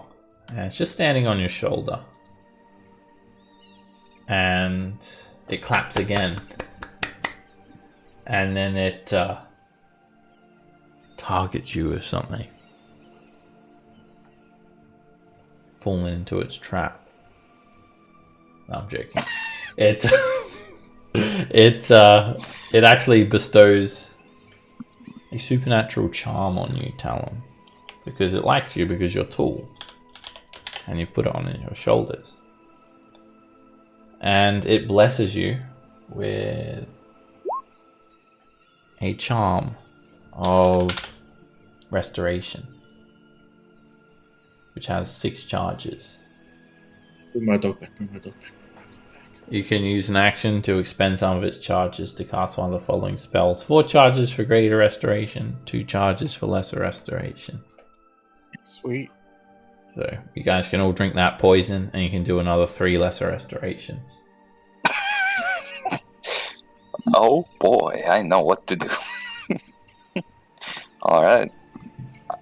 Well, since I feel this, I'm like, okay. Supernatural power. And I supernatural power Orion. Imagine if I didn't bring the flower back. or if it only brought the flower back. Because, I mean, technically they're both two different living creatures. All right. When you feel that charm bestowed upon you, Talon, there's a surge of power, and you feel like you've gained these abilities. It just kind of is knowledge that appears in your mind. And you place your hand on Orion, and you watch in amazement as that contact point from your hand spreads outwards, and the color returns to Orion's face. And he's got like drawings and shit all over him. He's got like Victor's hat hanging on his hand. My hat's got back now. And everything is restored about him. Just to you, Orion, you feel like you're still in the fight with the Medusa. I take attacks on Millhouse. I attack Millhouse with my bow. No. The big question is, do I have a stone flower on my tongue? Nope. Everything you're carrying or holding was petrified when you were petrified, and everything you're holding or carrying is unpetrified when Great Restoration is cast on you. Thinking back, we should have had him touching the other statue that we saw in the other place. Oof. I didn't take you for the archer. I've been shooting stuff this entire time. Thank you, Talon, for bringing me back. I appreciate it. You look out to see like a bright, majestic garden as well. Like it's daytime, Orion. Yeah, they can tell you what happened. What year is it? 1980. I tell him it's 20 years later than when he was frozen. Oh shit. Yeah, you're still level 5. We're level 25. How's the death curse? I Is the found lich it. dead? It killed you did? everybody. Who's the lich? It's slowly the next day. Oh. Well, Talon, I didn't know you could do that. Thank you. I couldn't. I mean, this thing. Well, Chewinga, I think. Yeah, can bestow this power upon me. Kind of convenient. Yeah, it is Thanks, convenient. little guy. Very It's- convenient, isn't it? It waves at you, Orion, in a very friendly manner. I wave back. I get some rations out and I offer it to him. It flinches a little bit, Oh, and sorry. it shakes its head. Doesn't want any. Can I get you anything for saving me? Anything you need? It just hugs Talon one more time, and then it turns into a handful of flower petals. No. Wow. It dies. Oh. Talon Right, drained all of its energy. Can I grab Orion and say, who's the Lich Queen or King? Asrak, the guy we're trying here to stop? And that they is because of them the death curse? Yeah, did we not tell you this? Yeah, that's why we're here. Okay. No, I remember I was a little bit behind you.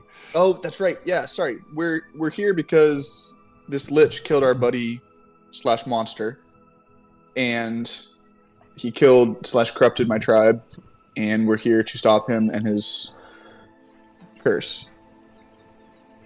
Okay, so it's the same path then. So yeah, same thing. Just there's a bad You guy were at the end of it. talking with all those slashes.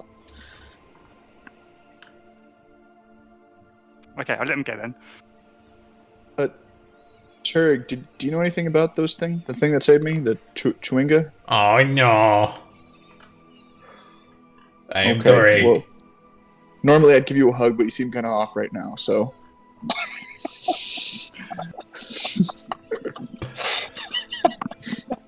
He was worried about you. He was sleeping next to your feet the whole time.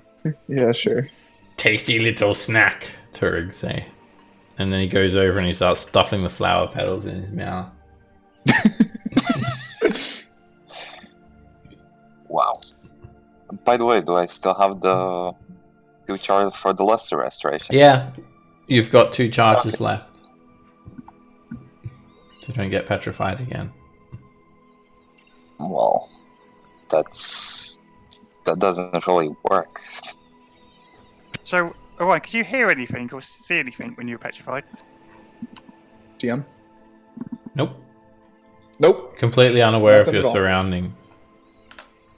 You killed that thing. I did? We're gonna look around to the group. Oh no! Sure. I say, hey, who's keeping you alive, mate?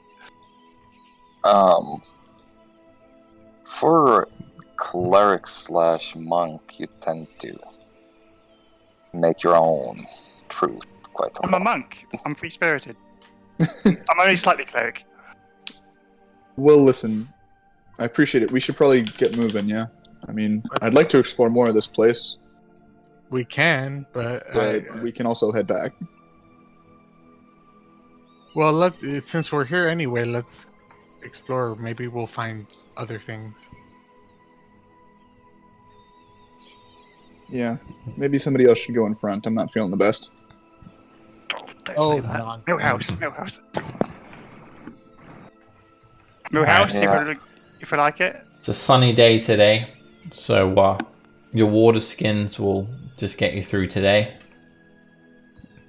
Well, we have a whole water source here, don't we? And we have water barrels, and actually that makes me think, well, all this was happening. Oh wait. I There's was enough the one water who for you was guys to subsist here easily. Large barrels of water. 4 of Tell them. him, are you still naked? Have you got any armor on yet? Yeah. Can I summon my faithful Snake? snake? Snake. Snake. Alright, day Danger 40. noodle. Day 40 of your adventure. What are you summoning that from? Are you using a bowl? By the way, didn't she have a bow and arrow that you wanted? Oh yeah. I was just going to ask that, yeah. If she has a long bow and she has a short sword. And the rest of her, like her feather dress, is basically destroyed. And she has a quiver of 15 arrows. I have to say, coming late has left me ill prepared for this game. Didn't you start Victor, in Port Nyanzara with everyone else? I did, but I'm not joking. But no, I just was I was leaving. It's where I came in. That's what happens. Victor, you already have a longbow, right? Yes, I got many things I wanted. Do you mind if I take this? No, you take it. Yeah. Now, the wanna- snakes were venomous on her hair, and it's still possible to try and extract poison if you want. I would love to do that. It's very difficult, and there's a high chance you'll poison yourself. It's a nature check. Oh. Only takes a few minutes. Yeah, fuck it. If you're successful, you'll get a dose. Whoops. If you're unsuccessful, you'll get a dose. You'll just get the dose on yourself. And you end up basically afflicting yourself with the poison Orion trying to extract it.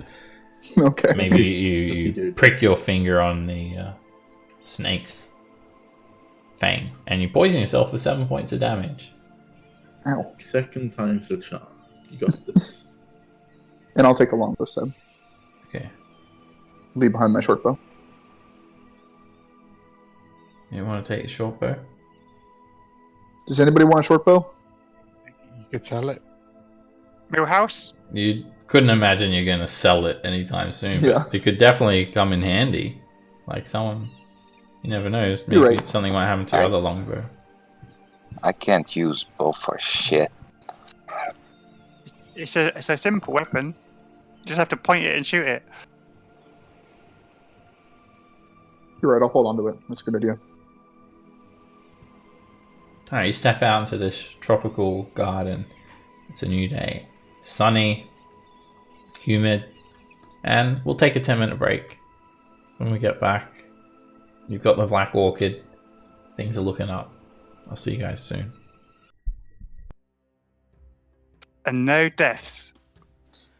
I No am death. astonished that we all survived.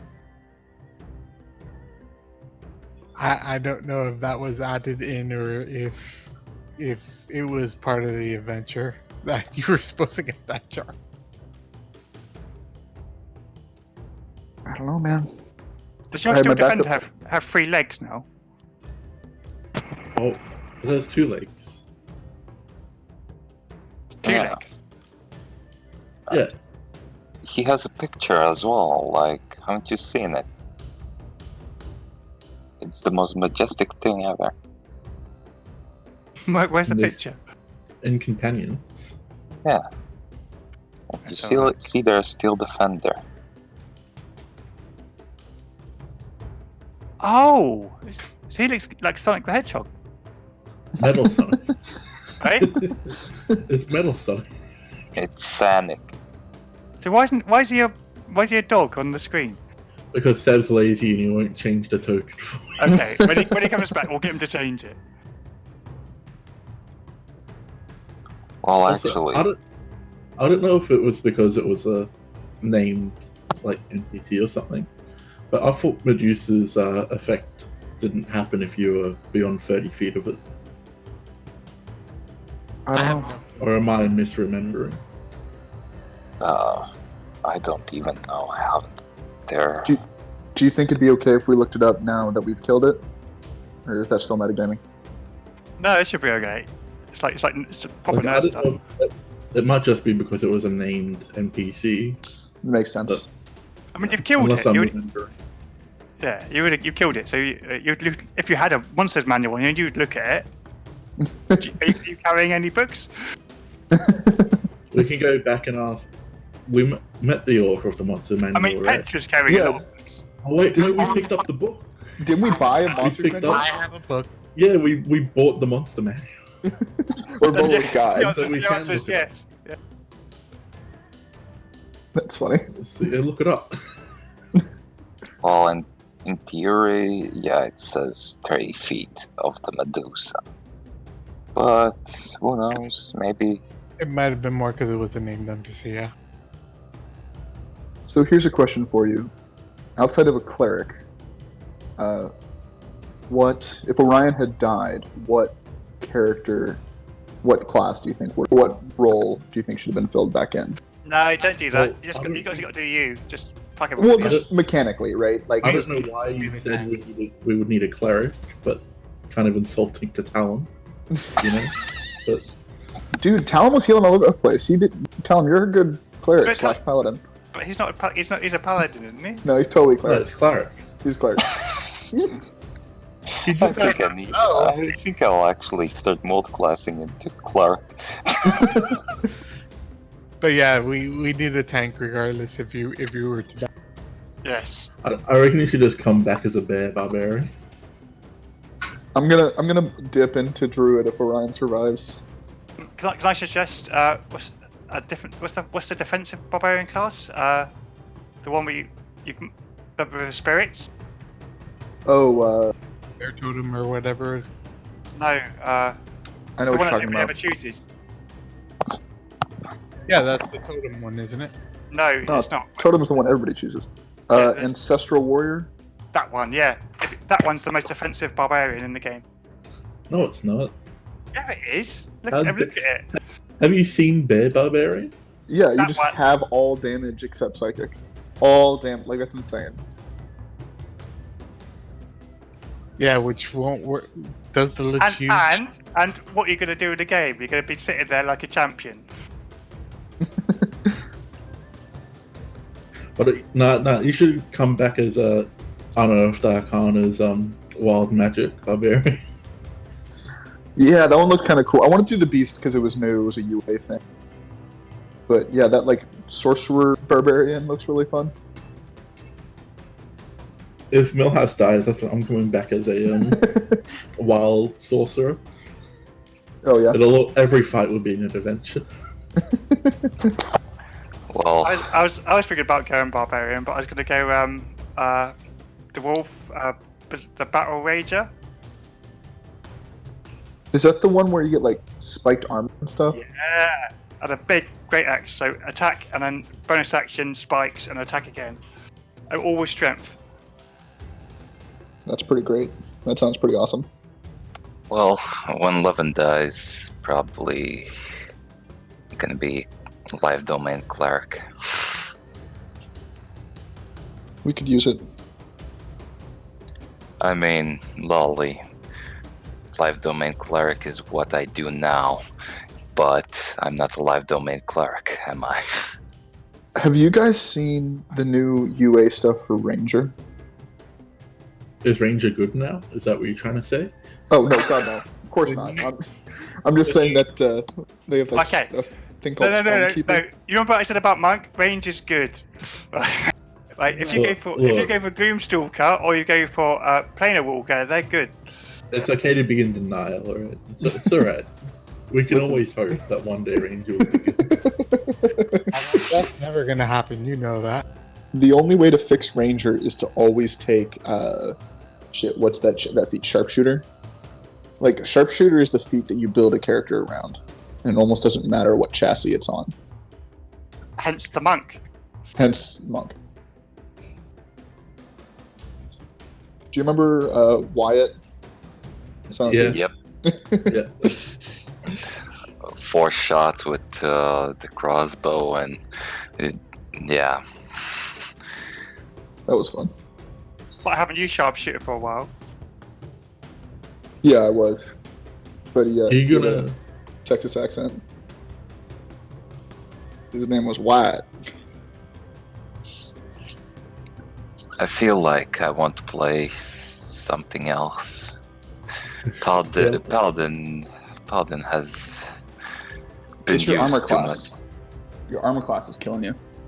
Well, I mean, also, but I Well, only have all my characters for sub-sessions were what was it? Hexblade Warlock, Oath of Devotion Paladin, Oath of Crown Paladin, and Oath of Devotion Paladin. Well, the thing Default is, paladin. in this game, he's more support than friend.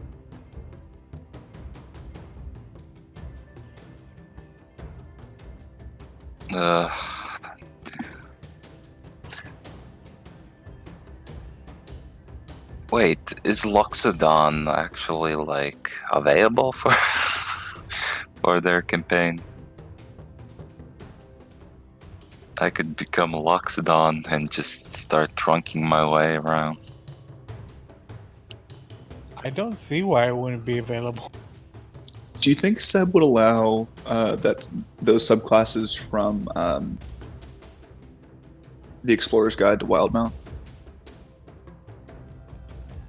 I don't see why not. You would have. It would probably be still have to be DM approval, but Yeah, I don't think I saw it on the list of core books he's using for the. Yeah, but this campaign this started before that campaign. thing came out. I was just wondering. yeah. Where's Turig? Is he listening in? No, I have he's no not idea. On, he's not on on Discord. He's just Is on he- Roll20. He's getting Turig, ready. see us. He's still getting ready.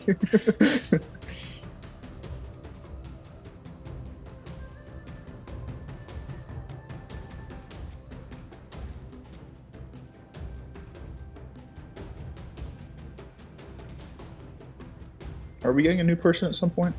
So Orion, I think I thought we were getting a new person a little while back. Didn't we get a new person? That's Oh, what I wait, no. thought. We did, but then I guess he dropped out, and now we have Joe. Joe's supposed to be joining in, but I think he's Joe been busy. who is Joe?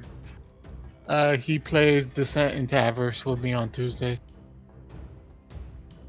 I remember playing a campaign with a different GM, and like for I DM. want to say 10 GM. I want to say for 10 sessions, we just had a new player come in each of those 10 sessions, like one after the next. I've been doing what's it called, the Mad Mage. It's gone on for over a year now. Which really we keep going up and down all over the place. It's like it's crazy. And then I'm a ranger in that. I'm a planeswalker. What's it called? You know the one. How did the Rangers survive for a year?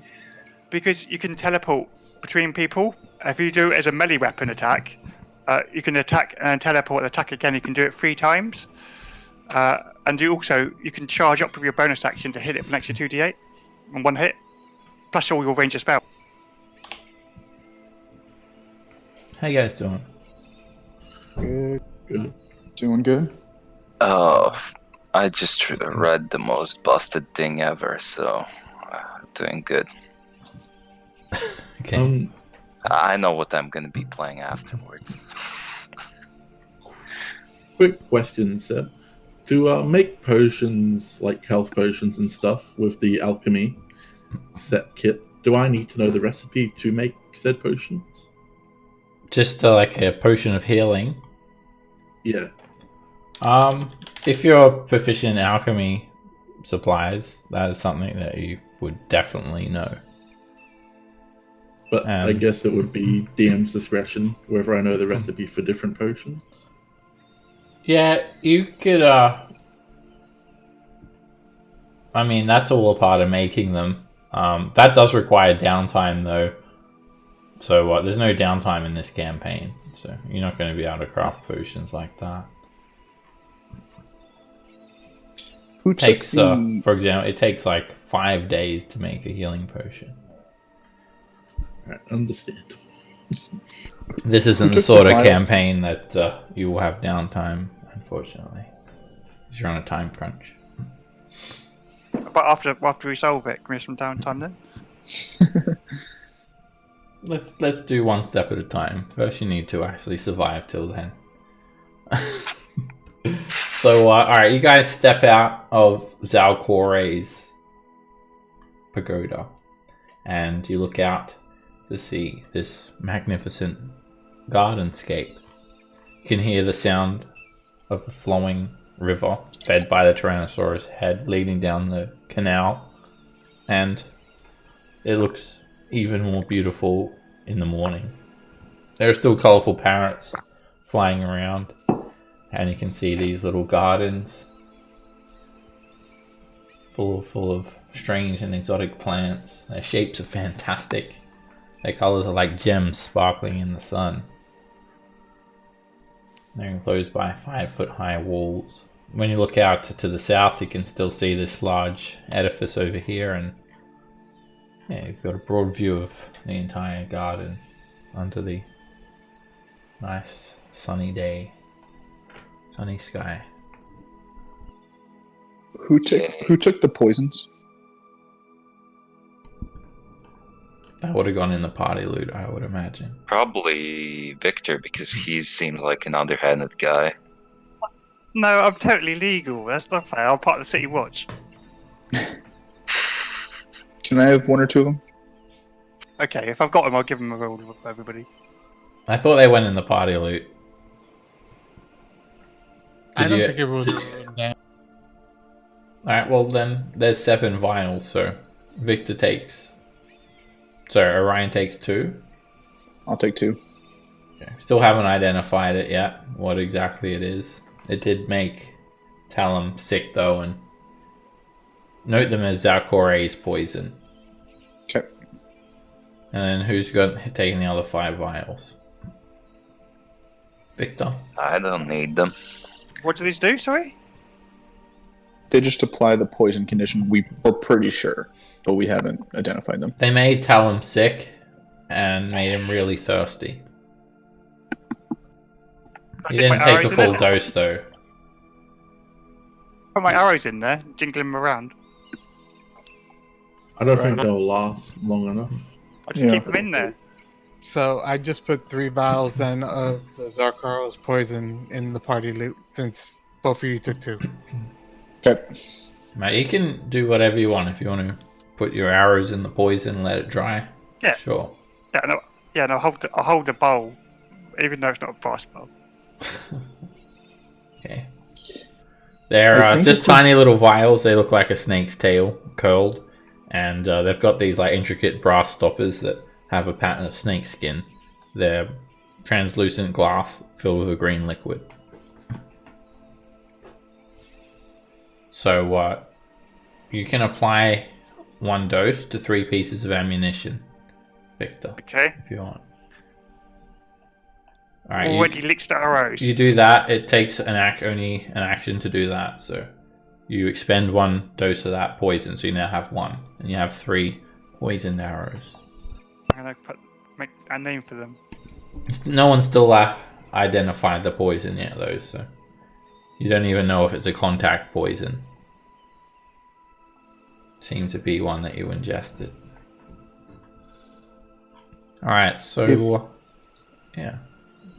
Where do you guys? If we look in the urn now, I think when Zalkore talked about it, she said that like it was her husband's remains. So I'm assuming that big spectral thing came from that urn. So if we had destroyed that spectral thing wouldn't have come. So you want But I to don't- destroy it? I don't know if we have to mess with it, right? Like Zalkore is dead, unless we think that super scary thing will just pop out of nowhere and attack us without her. Or if it's the ashes of this one's grandfather or something, we can always bring it back to her. Tell you what, let's go investigate like the rest of this area, and if we feel like messing with the super powerful ghost, then we'll do it. But until then, I don't think we need to. What about acid death? How's that sound? Acid death? For my arrows. I'm gonna pull my arrows out. Do it, man. Come on, I think I saw something in the northern pool over here when I was on the balcony. Let's go this way. Well, there was the other wolf dome on the other side, wasn't there? Yeah, and that probably connects. So let's go up this other door. Well, that leads to water. That Yeah, door. there was something in the water when I checked it when I was on the balcony last time. Alright, you push open these stone doors on brass hinges, and there is a broad set of stone steps descending into a flooded garden. The water is very clear, and you can see straight down to the bottom in this bright sunlight. There's a dozen or more large fish and turtles and lizards lazily swimming through it. You see a few water birds paddling on its surface, and you can kind of see these images now because the ripples of these fish and whatnot are they're still kind of obscuring it, but there's definitely some figures over here. Can't quite make it out. Oddly shaped stones, and there are bits of shattered stone resting atop a square dais that rises out in the middle of the pool. It's a sculpture, and you guys could see the large stone face staring up at the sky that had been a part of this sculpture. You noticed that when you're on the balcony yesterday. Not sure what this is, but it's been heavily defaced. Someone must have not liked whoever this statue depicted. The water is not too deep when you step into it, Orion. It's a couple of feet at most, and it's nice and cool. It's pretty refreshing. I'd imagine you guys would probably like bathe in this water because you're sweating, you're filthy, you know, you've been trekking through the jungle. It's a nice fresh body of water that is flowing.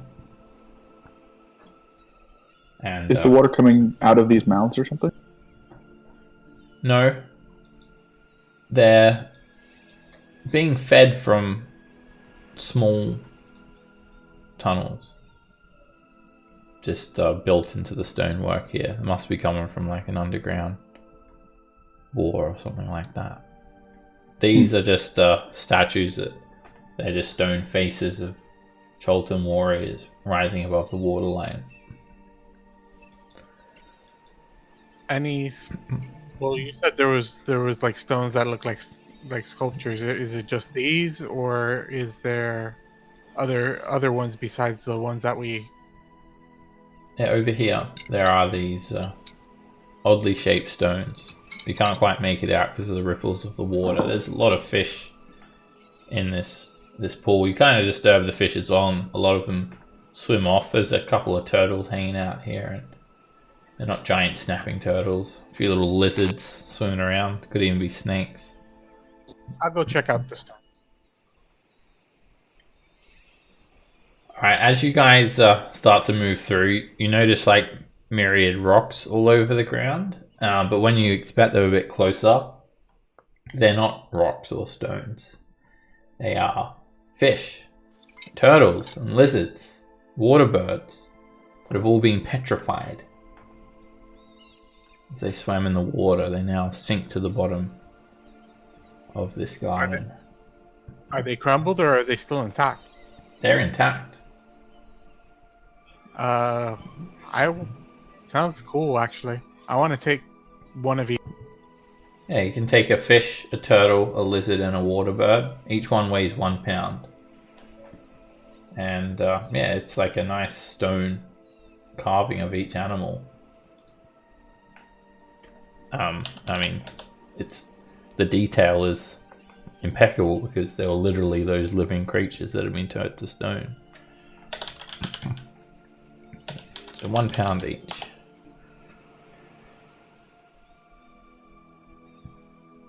So when you get in a bit closer, you look down and the fish ripple away. You wait for the water to clear a little bit and then you can see what rests here. It's a pair of elves. Completely petrified. Quivers slung over their shoulders. Bows in their hands. Creeping down low. Look of horror washed over their face. 2 female elves. They look very similar. They could even be twins. Can I try to pick one up? They weigh way too much for you to carry. Gotcha. Too heavy to move. They, yeah, are at the bottom of this 2-foot deep pool of water.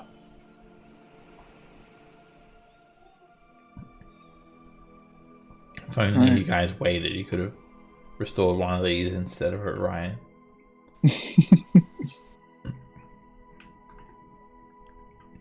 So, Well- right, next time, do a more fierce pose, right? Say again, sorry.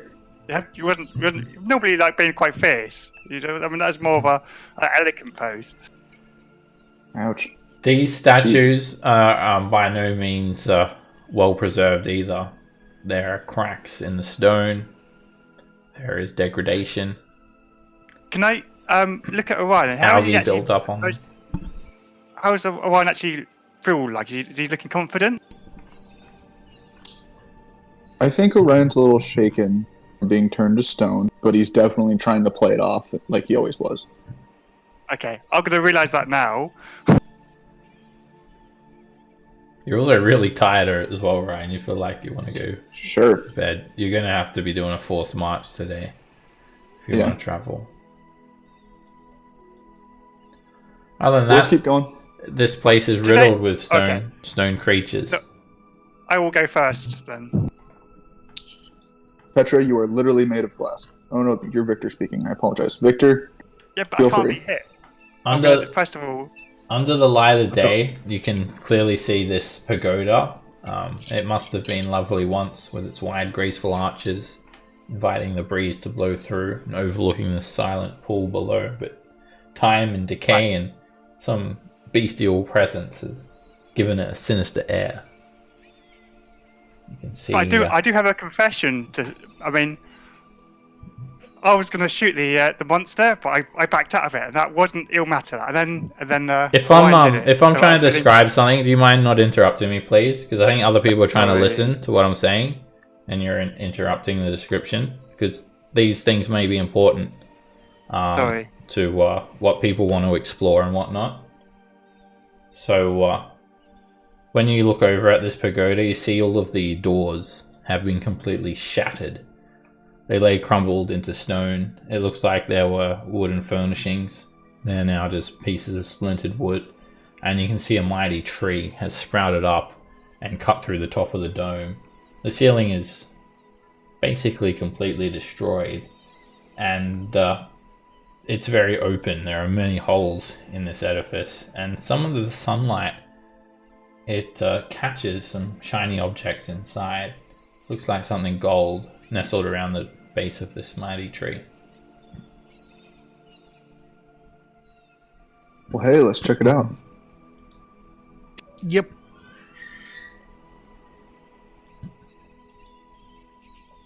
You also see this balcony about 15 feet overhead, and you see this enormous Cholton warrior statue. Looks basically exactly like the warrior, the spectral warrior that had appeared looming over Zalkore. Same armor, same pose, same shield, same spear, same hair. You just can't see this guy's face. It was chipped away. So the stairs are littered with rubble, and you can easily navigate them. They rise to a height of 10 feet above the water level. And you're in the pagoda.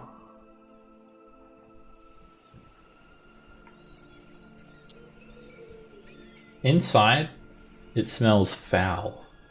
There are dark stains covering the floor, and they seem to seep down these steps. And there are filthy gnawed bones strewn everywhere. There are large droppings of birds matting the floor. This must be where the Ebly lair. That's where they flew away from when you'd first alerted them.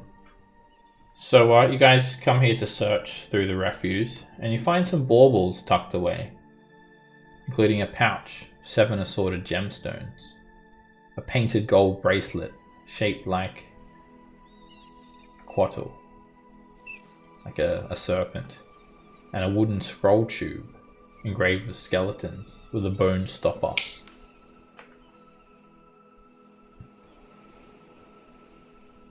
I will open the scroll case and see what's in. Alright, there is a scroll inside, and I'm not sure if you can actually read it. Let me check. Oh, okay.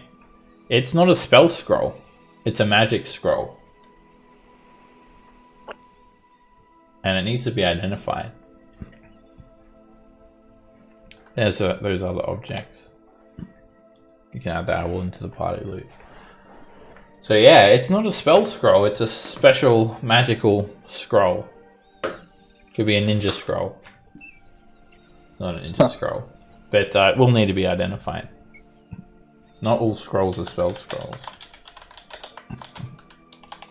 But that could be another style.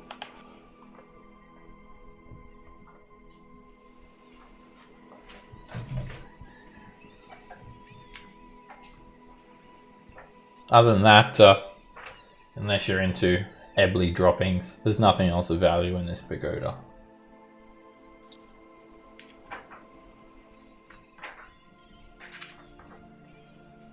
Well, unless there's some secret, I think that is the last mystery of this place. Do you guys want to mess with it, or do you guys want to?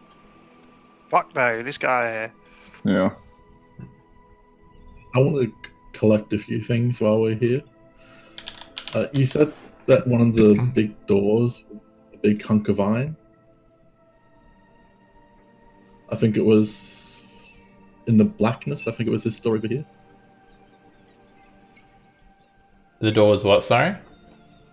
You said one of the doors was a big hunk of iron, didn't you? The doors are made it of... was one of the doors. Yeah, they're made of brass. I know these ones. Are they all? They're made of... These ones are the pagodas, stone doors. The palace, brass doors. Sorry, bronze doors, not brass. Bronze. Bronze. Which is, yeah, probably the level of technology that the Choltons would have. They hadn't discovered steel, basically, like, during this time. I was hoping I could cut off a big finger of the, if it was iron, cut a big finger for that. Can I make arrowheads with bronze? You could. Can I use a combination of heat metal and my smithing tools to cut off just a big hunk of bronze to put in my bag? Heat metal doesn't really cut it. It kind of makes things glow for a brief moment, and then it cools down, and it glows, and then it cools down. You need a forge for that. You could, yeah. Usually you'd have like bars or whatever. You could probably take the hinges though. You could investigate. There are hinges that are just shattered here. Nothing. I'll take some hinges with me. All right, you take some. They're made of brass. The actual hinges are made of brass. Brass hinges. There are 8 of them that you can find here, just laying around. Something tremendous must have ripped these doors off. Yeah, I'm trying to do something new, which is use a toolkit that isn't thieves' tools. You also know that there is a forge here in Cholt. You wanted to go there. Yeah. You can imagine they would have everything you'd need there as well to craft things. And if you guys are willing to spend a little while longer, apparently I can make antitoxin over a long rest. Yeah, with those alchemist kit. Antitoxin and stuff like that, yeah, you could do. Yeah. So if you guys are willing to wait a while, I'd like to check the gardens to see if I can find ingredients for that before we leave. I'm okay with spending another day here. Orion looks like he's about to collapse. Not a day. It'd just be like probably 2 hours. Probably maybe 3. Yeah, you can search one of these gardens in 10 minutes, which is what you guys were doing before meeting Zalkore. You just got a little bit interrupted. That's right. Yeah, let's search for a little bit cool stuff, and then let's head back. So what you guys have noticed as well are there are inscriptions everywhere around here in this ancient Omuan language. No one's been able to decipher them though. Dude. I reckon we should copy down the ones on the big boy statue. Just to see if it actually means anything. When we find somebody that might be able to read it. Okay. As you look at this garden here, the northwest garden, the steps leading to the walkway have been just broken apart by a massive tree that's grown here. The roots have spread out, and you can just sort of climb down the tree to get down to the garden. First of all, I throw some rocks in to see if it sparks any plants coming up. Alright, does anyone have proficiency in medicine and nature? Nope. Both of those, okay. Turig might. I know he has nature. Well, I have medicine only. Torg turned into a rainbow parrot and he's gone to fly off and Oh shit, okay. mate. Good. It's mating season. So, yeah. There's a garden here. It's strangely beautiful. It's enclosed with a 5-foot high wall. It's not hard to get down. You can pretty much just jump. And I'll send the steel defend. okay. You can easily just jump down there. There are messages scratched into the walls. And he's down there. Jumps down. I was waiting for you to finish. Yeah, I'll send the steel defender to scope out and maybe trigger a plant.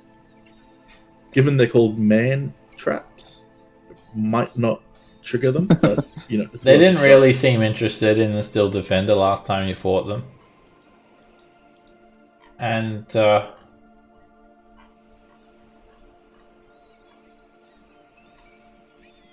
what's he doing down there? He's doing that. Just standing there? I did the pathing thing. Did it not go through? No, it didn't come through. He's just walking around hoping that if there is any, you'll trigger them. Alright, it's safe. You go ahead and Yeah, nothing tries to grab him and eat him. I don't know, Millhouse. I'm feeling pretty tired. Why don't you go ahead?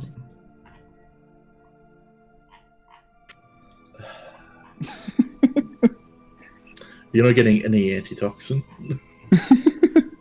I'll go down with you. Yeah, there are a variety of strange and exotic flora that exist in Chult that can be used for all manner of alchemy and potions and all sorts of things. Some of them are very potent. All you have to do is literally just make them into a tea and they can work like that. Alright, so it takes 10 minutes to search. If you want to search Perception around, or yeah. nature? You don't need to make a ability check. You just need to search around and need to roll me a 1d20.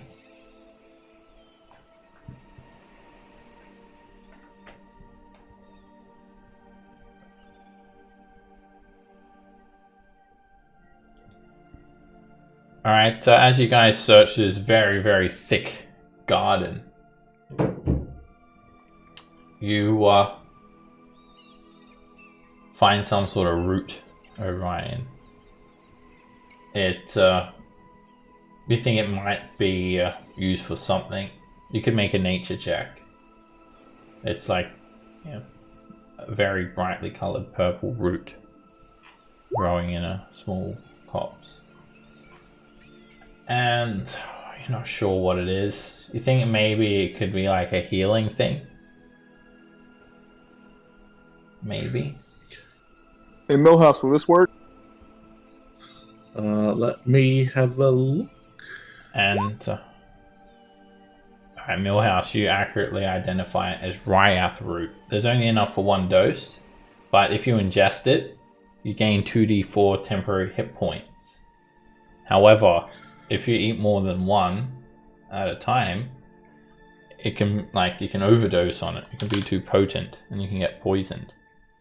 Ryath root, it's called. There's only one tangible dose here. I'll let Orion know, and I'll say you should probably hold on to this, given your recklessness. Recklessness? How dare you? I'm not the one with an attack called Reckless Attack. That's fair. Alright, meanwhile, Petra and Millhouse, you guys disturb a flying monkey that was just picking at something, and it flies off. It was just hidden under some of these shrubberies. It flies off. It doesn't try to steal your stuff, and you see what it was picking at, and some sort of fruit.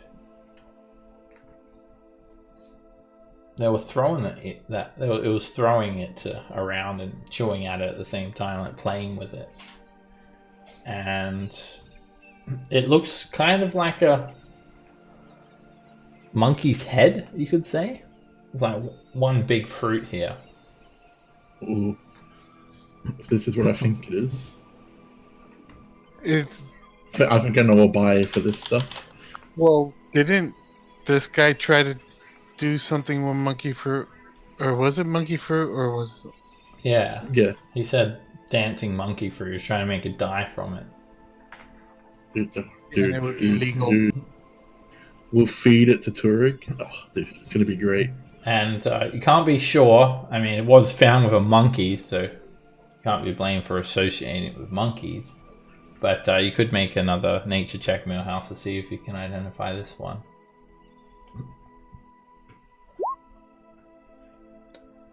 You're proficient as well, right, Millhouse, in nature? Yes. Okay. You identify these very easily. It's dancing monkey fruit. There's one big dancing monkey fruit. It's quite a large fruit, like the size of a rock melon or cantaloupe. And it's a rare magical fruit. It produces enough juice to fill a vial. And if you eat it or drink its juice, you have to make a con save, or you begin a comic dance that lasts for 1 minute.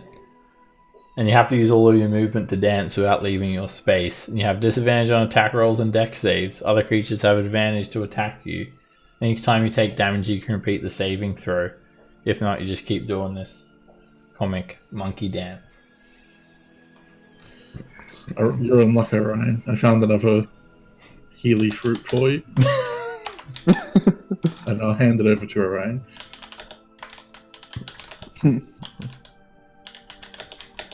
Thanks. I'll save this for the middle of combat. With a Medusa. Yeah.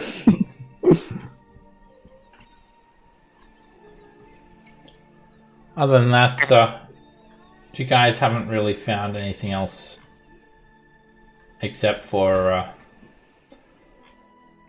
you guys are feeling funny, feeling strange, man. Millhouse, Orion, and Petra make Constitution saves.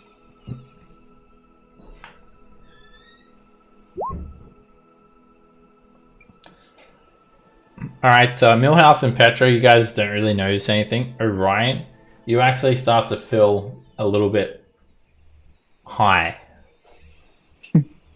But you're good. You may take control of your senses. Maybe we should, we should, Not a get bad out of haul. here. Was it a bad haul? And Millhouse, make me one more nature check. Just for like what that experience is. You definitely notice there's something up with these plants. Alright, you have advantage because you're proficient with nature. And you feel like these plants are soporific.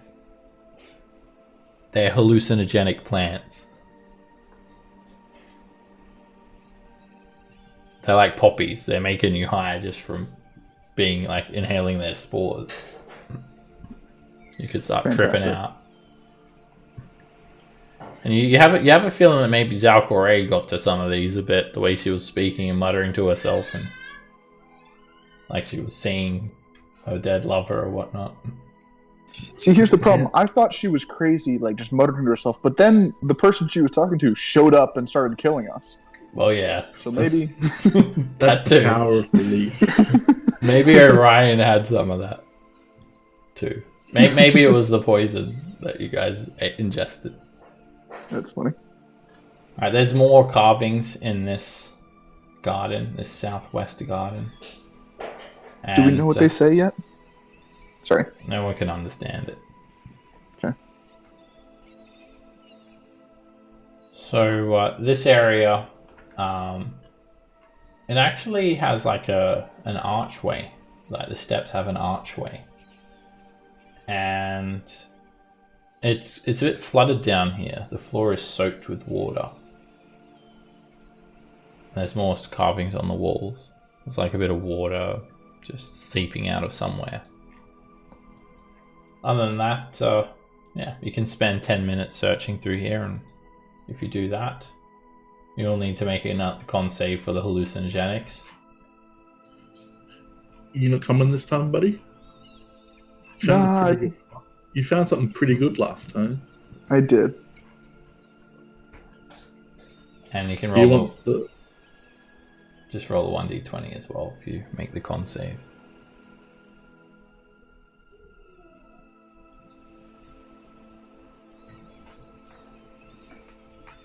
Right, none of you guys are tripping out. Petra, you find a rabbit burrow in the corner, slightly above the flooded area. Maybe a couple of almarach. If Turek was around, I would have called him over because he had fun with them earlier. He's having fun, don't worry. And you see like some rainbow lorikeets mating each other over here. So you find another Ryath root, Orion. Cool. And Millhouse, you find a dancing monkey fruit.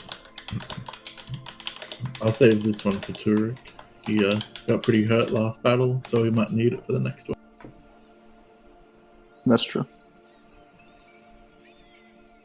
And yeah, the timid little Almirage that probably live in that burrow, they don't come out to play unless you smoke them out. I'll leave him be. Okay. You guys see this desiccated man trap from the fight from yesterday? It's just wilting in the sun. Still got a moonbeam going on.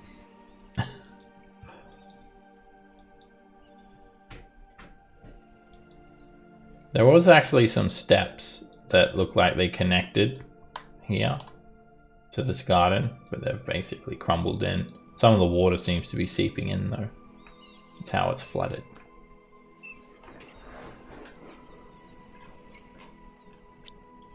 And we've got the orchid.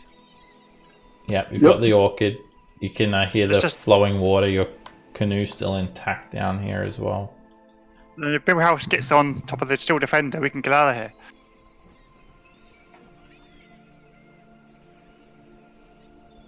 Let's go.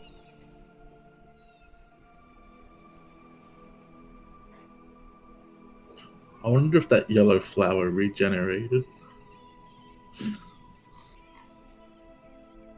The Trifrond. Triflower frond.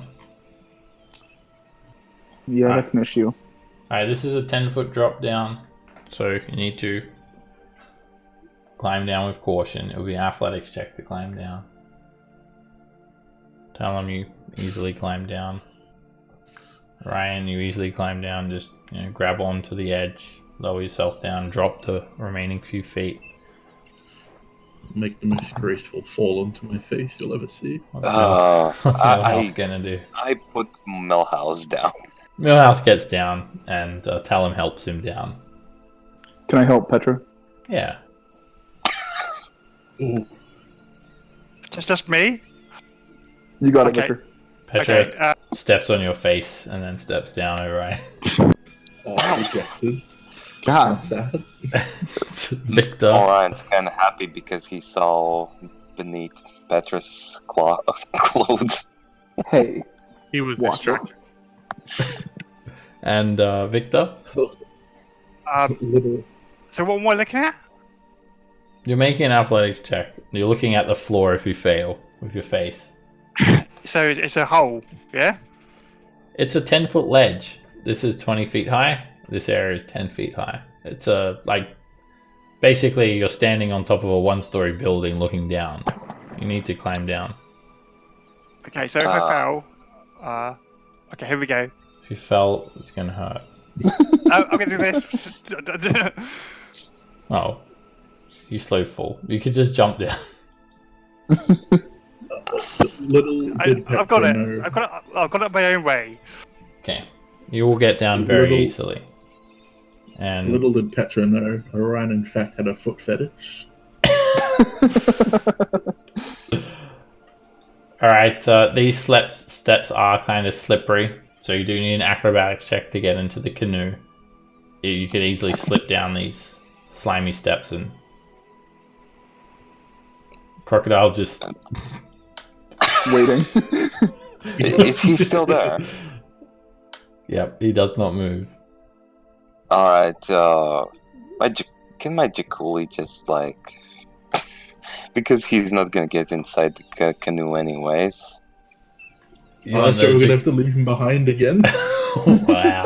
You want him just Just summoned. what do you want him to do? What do you want him to do? Place your bets. Let's get animal fun up in here. Animal companions versus crocodile. He can attack the croc. Alright. I got You I guys got wanna- 5 gold on the You crocodile. guys want to what? I'll take the danger noodle. Yeah, I got 5 gold on the crocodile. Yeah, man. Well, it's more than one crocodile, I think, because there's a bunch. No, the other crocodiles will respect the battle. They went into Crocodiles are known for a very Then- well-developed sense of honor. Yeah. They are known for their honor. There's no denying that. I was thinking more that he could just like act as a bridge to help you guys down into the canoe, but Nope. if you want him to try to distract that danger noodle, it's not going to change the fact that you still need to make an acrobatics check to get in the canoe. Or you wanted to try and take out the crocodile. Yeah, just He attack could it. take out the crocodile. Yeah, I got 5 gold. The crocodile will kill the danger noodle. Alright, I'll take your bet. well, he can't reach the crocodile from up there. He can. What's he going to do? He's going to spring? Yep. Alright, I'll roll initiative. Surprise attack. Just for him and the crocodile. The crocodile's just waiting there. He sees the danger noodle about to spring. Danger noodle. Boing. That hits. As he's flinging at the crocodile, wow, the crocodile's going to use its ready to action and bite the danger noodle. It misses, no. and he just kills the crocodile instantly. I placed the wrong bet. Hurry up, Millhouse. What did the other crocodile do after seeing that? Omae wa shindesu desu.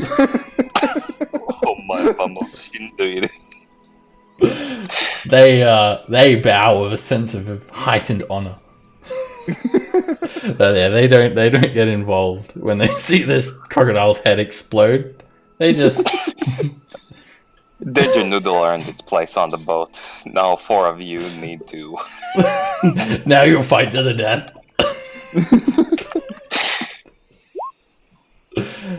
Alright, you guys can get on easily enough. There's no threat from the crocodile. If you slip, you'll just slip in the water and quickly jump in the canoe. If you're in the canoe, crocodile's not paying attention to you. I'll put the Steel Defender back in the bag of holding. Okay. Back to Crucible. Well, since Turg's not here, maybe now the Danger Noodle can fit it on him, no? No, he counts like for 4 people. Goodbye again, Danger Noodle. He waves to you guys. At least this one saw some action. Like It jumps on another crocodile. Oh my god. No, it can It reach. starts teleporting around, exploding crocodiles' No, heads. no. It can reach this one. You Oh, can wait. never summon this thing again. Alright, that's a crit. Let's do it. Let it happen. Right.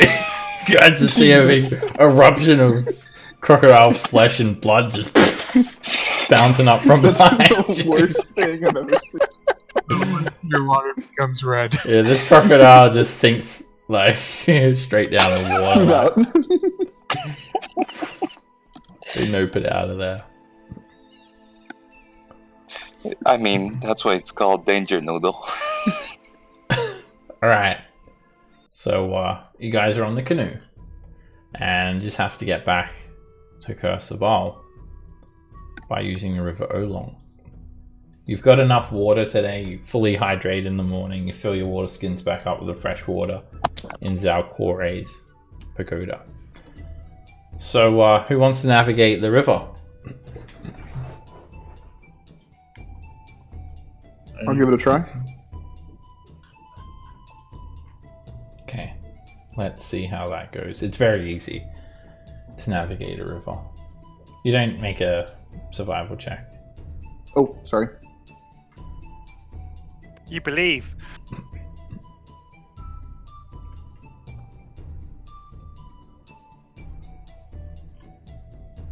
You managed to get 2 hexes today, 20 miles up the river. Whoops, following the River Oolong. Morning goes by.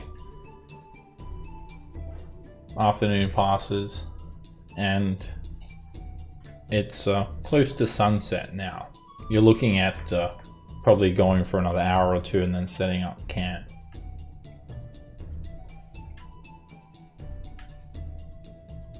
And you hear like a buzzing. And as you guys are just going up the river, 9 giant mosquitoes that kind of look like bats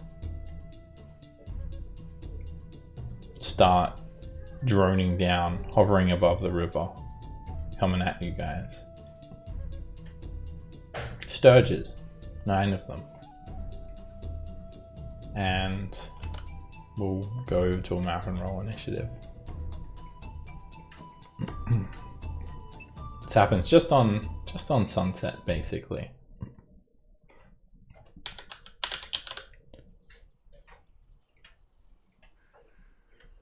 You fought Sturges before. They were delicious. So 4 come from one side of the river, 5 come from the other. And I'll just turn on the lights and stuff. They are very easy to kill. You guys remember, you can basically just step on them and they'll die. Warren's right over there, he's big and juicy. The Jiggles from 2 miles away. They're only 10 feet above the river and they're just like descending upon you guys.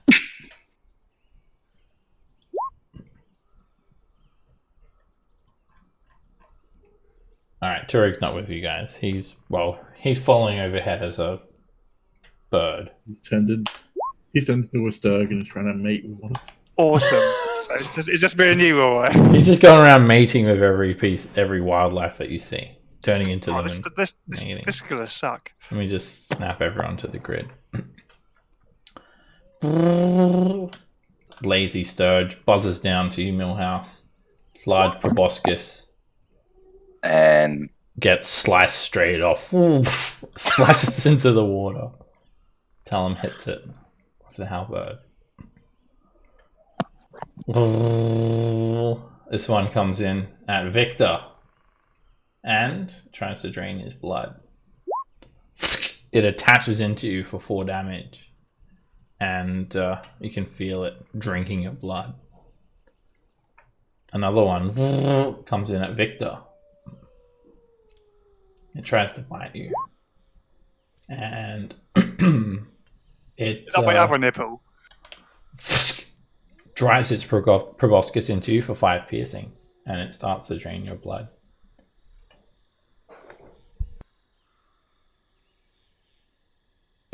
This one comes in at Millhouse, trying to find a gap in his armor somewhere. It sticks into your shield. It just basically bounces off this invisible force that surrounds you. And its tongue keeps on poking in and out of its mouth. Trying to lick your shield. Slowly. And seductively. Victor. So there's 2 sucking me? Yes. Then I will do 2 attacks on them too. One with that one and then one with the War Priest. That's a hit. If you hit them, they die. You slash one off of you. And you slash the other one off of you. Just cut them off and slice their proboscis. Their bodies splash into the river. And then my nipples are free. They are. This one's going to buzz down to Petra, trying to bite her. And it misses. And this one's going to try and get Millhouse. Just an annoyance more than a threat, these things. Millhouse.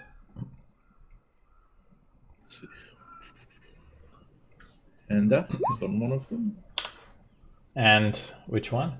Anyone? The other one above me. Dead. You hack straight through it. It's not even full of blood either. These things must be hungry. And you cut through another one. That's Petra's one. Okay. Dead. Sorry, I should have said. Sorry.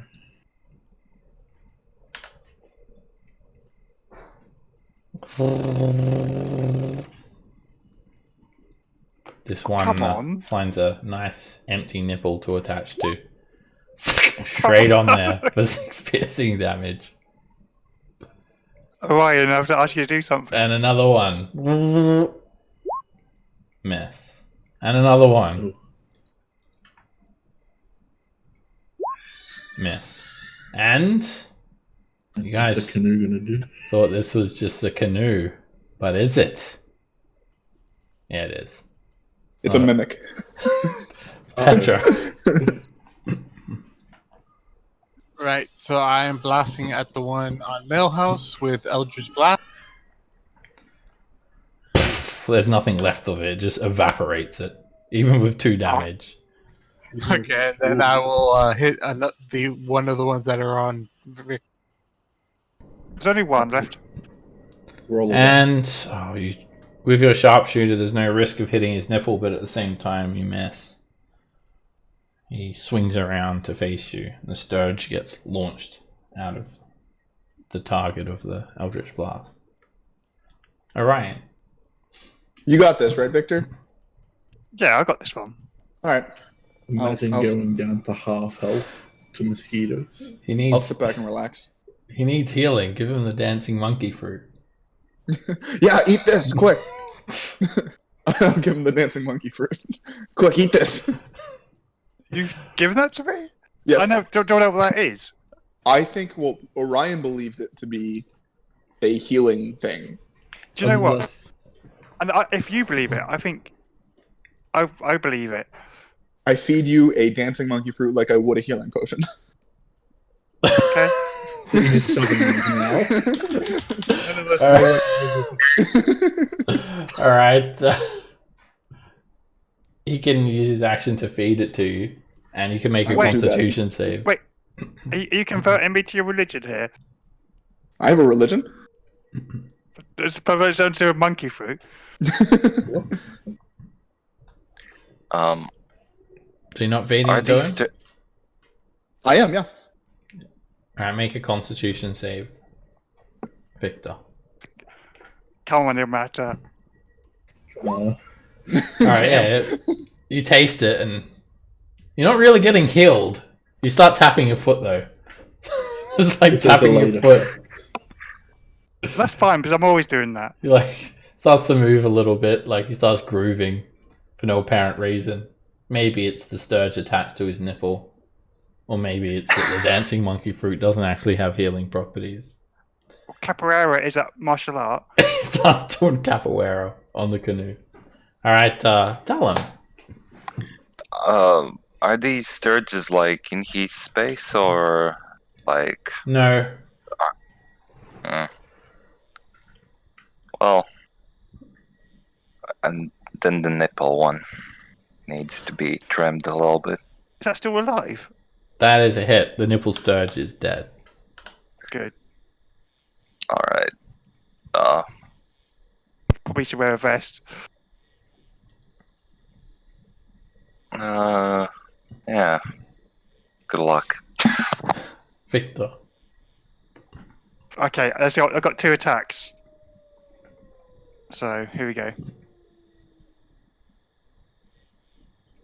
That's Dead? a hit. Yeah, you Then slash through War- that War one. Priest. And that's another hit. You slash through 2 sturges consecutively. Okay. And, And then I'm going to do my coat up. okay. Yeah, that's a good idea. Not sure why you had your nipples out in the first place. Just look at the picture. And then, For this. fair enough. Alright, I'm surprised I could even get through those nipples with those rock hard abs. Alright, you guys are like starting to feel like you want to like camp somewhere now, and you're like, oh, I know a good space. I know a good place. And there's your burnt out campfire. From last Oh, time cool. you camped. Convenient. Oh, the canoe gets to join you. Everyone can take a long rest. You don't have any encounters for the rest of this day. You wake up the next morning. It's day 41. Today's weather is dry, humid, and sunny. And you'll need to do something for water. Does anybody have pure water? Purify water? Turg. And tell them. Oh yeah, take the water from the river and purify it. Turg's mating with fish. God damn it, Turd. Godspeed. Too. Yeah, we definitely need to purify that water now. So your water skins is like half a gallon of water. It's not even enough for like one person. You need to drink 4 water skins per day, basically.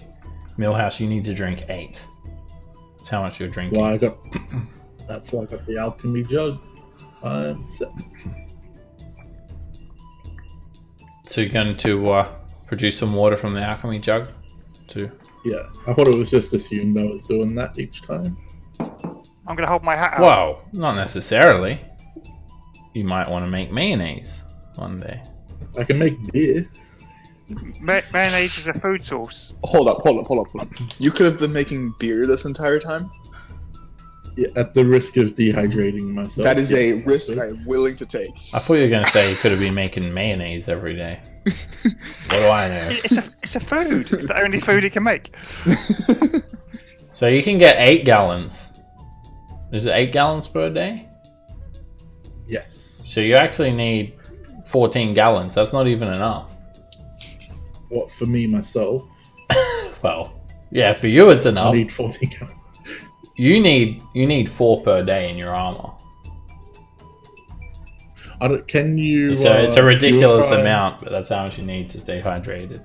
I mean, I could make salt water. I don't know if you can purify the water that's in the jug.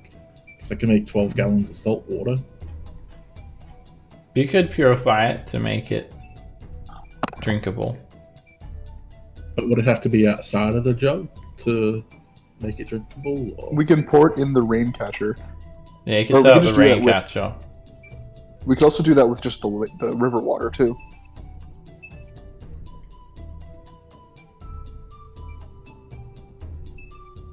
So yeah, like it has to be poured into something, right? Because it can't fit 8 gallons. So you're like pouring it into the rain catchers most likely.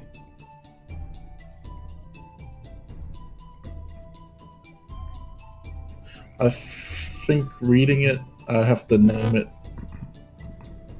and then pour it out. Yeah. And you can do like what Oh, so is it one of every liquid? I can only make 1 liquid per day, up to the its maximum.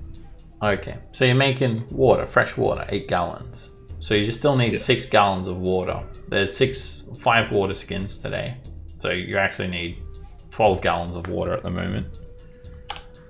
So you just need another 4 gallons. Everyone's water skins has half a gallon. So you need... We'll have... My hat, does that help?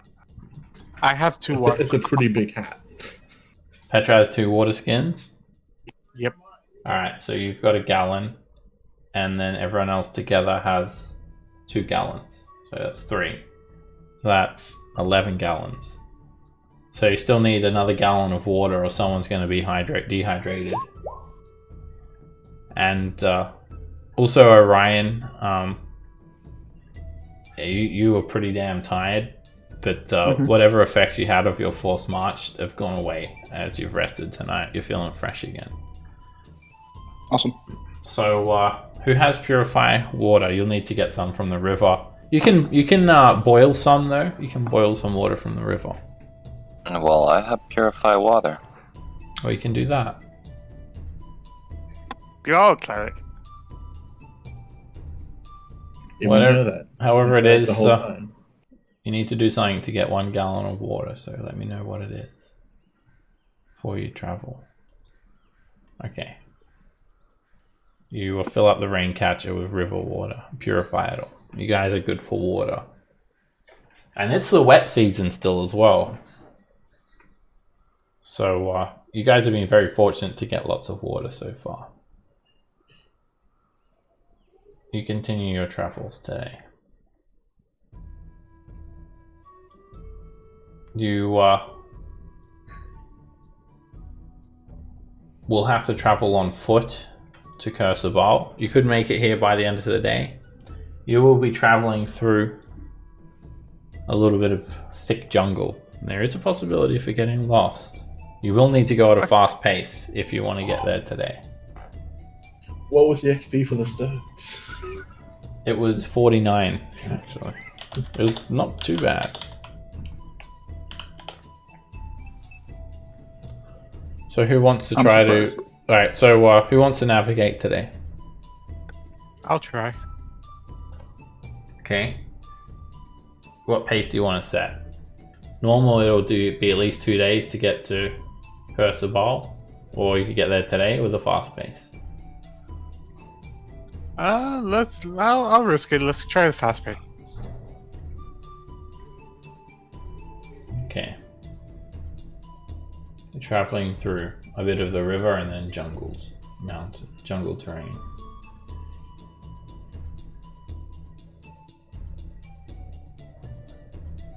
And let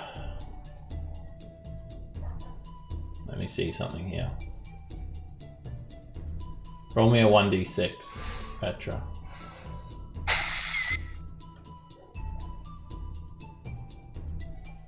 You're very lucky. You actually completely lose track of where you're going. You just happen to arrive at Sir Cursor Ball by accident. That next night. It was all meant to be. I knew what I was doing. Alright, so yep. No encounters today. You arrive at Cursor Ball on the evening. So you guys are back. You must do the test again. Guys, I can Shit. make it this time. Joke. Don't even try. I got it. Nope. Jokes. The Aarakocra fly you guys back up to the monastery. Artis is here, waiting for you all.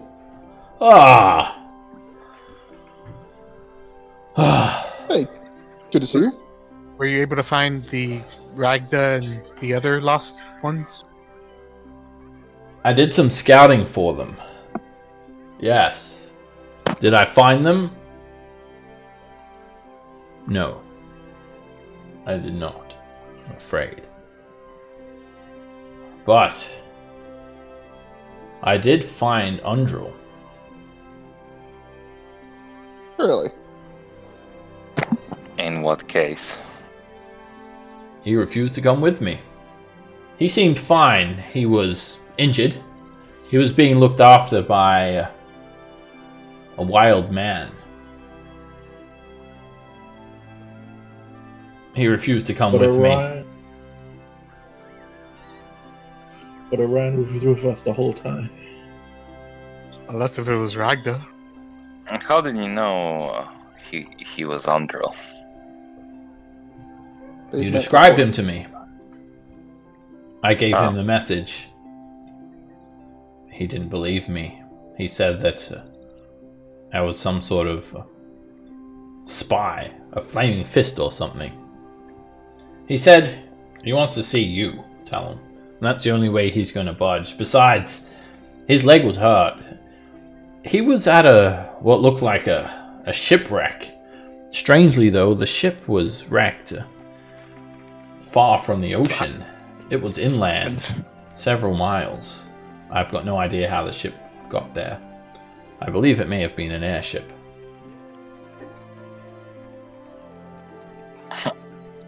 You know what direction, north, south, east, or west from? Oh yes. I could mark the location on your map. If you could. Of course. No sign of the others, however. What about Ragda? No sign of Ragda. Here. That's where I found it. This wreck. I believe the ship's name is the Narwhal.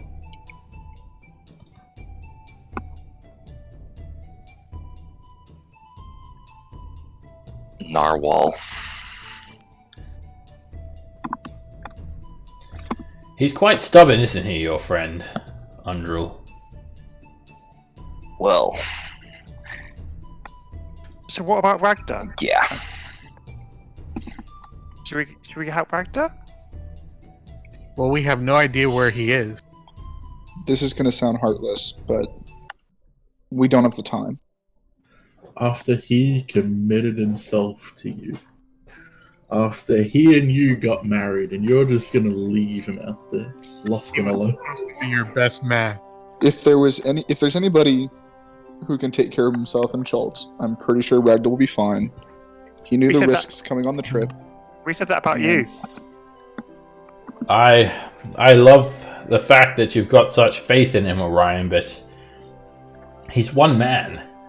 You do realize there are giant dinosaurs out there. There are Deinonychuses. There are Diplodocuses.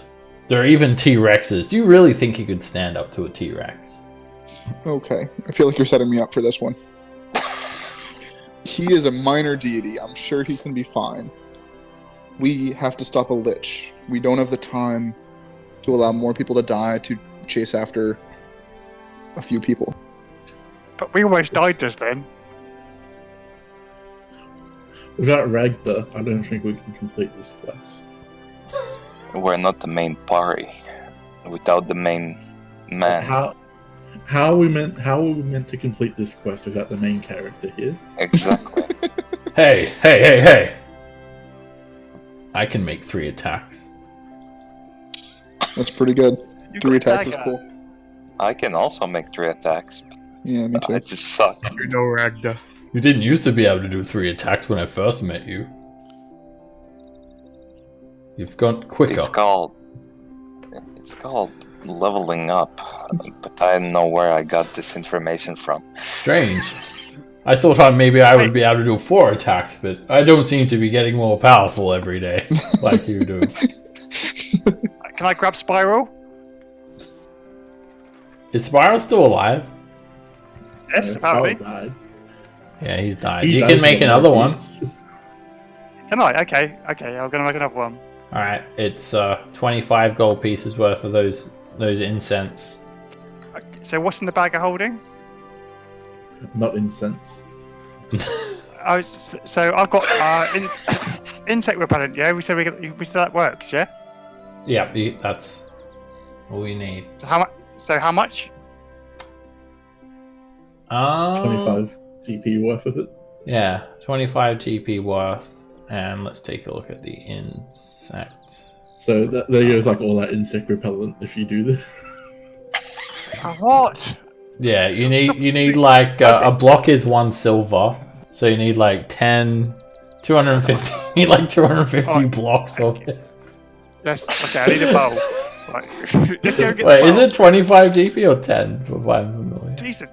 My bird's going over here. You guys look over and Victor's there, like burning all of your insect repellent. Like that's 10 GP, so you need 100 sticks. To summon a pigeon. That's a feat, you know. No, I thought you had some like expensive incense or something like that. If I do, I'm gonna burn it. He does. What did you use last time? The bowl. Told us that we used a block of incense that we found. I found a bowl. You wouldn't be Oh having yeah, it. you found some other incense. Did you use it all? What do you have on your character? Or in- I have 14 blocks of incense that from what we found. Alright, that's not insect repellent. That's some other sort of incense. How is there a value on that? You didn't give us a value, so I just have it as 14 blocks of incense. Just Is that what Dude, you, one of the gems. you found that with like the hags, I think? Don't think it was the hags. I think when we fought the flaming fist, I think we found. Just put some gems on the incense as you're burning it, and that should raise the price of it by a bit. They will sell you some incense here. Well, they'll just give you some incense. They don't have much use for gold. They'll give you some. Alright, how much? They'll like let you use some while you're here to recast your Find Familiar spell. Okay, can I take some with me as well? What if you just cast it as they're performing like their daily prayer? Okay, so fling my Alright, hat up in so the air what- and spiral will come out. First of all, you've just basically arrived. And the first person you meet with is Ying Matona. You haven't spoken to Mwaxanere or anyone else yet. Aarakocra have just taken you up where Ying Matona greets you at this balcony. Ah! Yes, you may use the incense to summon your familiar. Ah! Well, yeah, okay. Well, yeah, I'm just doing it already. I'm doing like a yoga stance. Ah. You have all returned safely. Ah. Did you procure the black orchid? Ah. Yeah. Ah. Can I also ask? Do you have like a book for endangered species? Because I think we need to write crocodiles there because I left Jakuli killing crocodiles for a while. Ah. We have many scriptures, Ra, that teach you the way of the wind. None on species, Ra. Very well. That's it. We can do the ritual when you wish, Ra. And you're welcome to stay and rest here for as long as you wish, Ra. Could we do this tomorrow morning? Ra. Well, it pretty much is the morning now, isn't it? Oh, is it? It's sunset. Rah. Whenever you Sunset. arrive somewhere, you usually are like at the end of a day of travel. It's basically at night. So it looks sunset, sun on the horizon, basically morning. Ah, Rah. I don't want to hear and it. you're not sure if that was a yeah rah or a no rah. Rah. Okay, I'm gonna take that as a yes. All right. Is the Ying princess still Matona here? says rah. Alright. Says rah. Okay. Yes, rah. The queen is still here. Rah. Let's talk to her after the ritual, Orion. Well, Why? yeah, we'd have more time if we did it. If we talked to her Yeah. first. She Sure, wants might to only be 10 speak to minutes, you, but- Rah. We She have some told me that questions. you must speak to her when you return, Rah. Don't tell her we killed her family.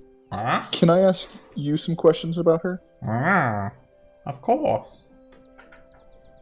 How long has she been here? Since she was very small, Rah, and her brother was a babe. Rah. And what do you know about her grandmother? Rah. We're not sure, Rah. We were sequestered by the Dukes of Aqua to protect her. We were delivered her. They were delivered to us by the wind, Rah. And we have protected them for many years. She has The wind told brought us them.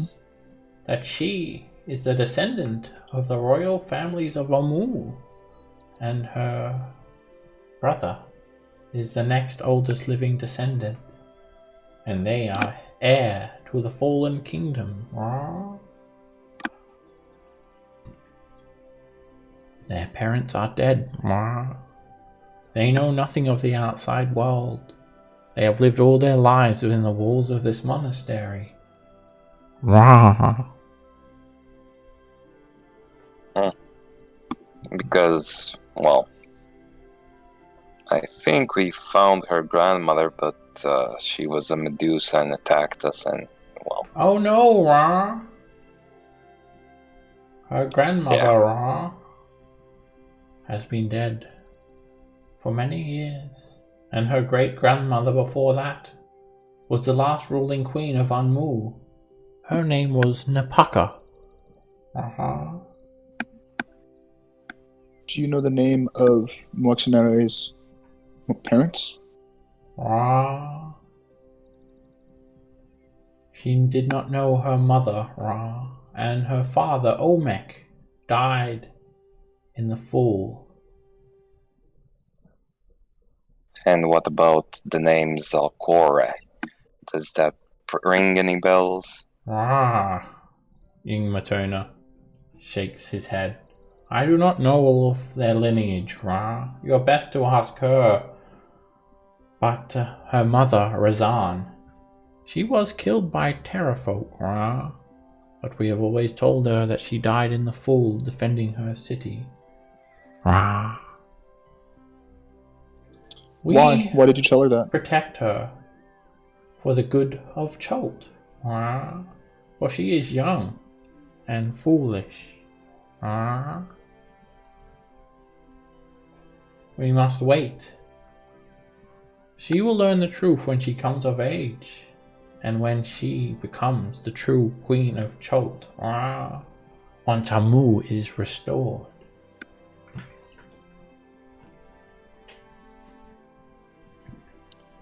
Thank you for telling us this.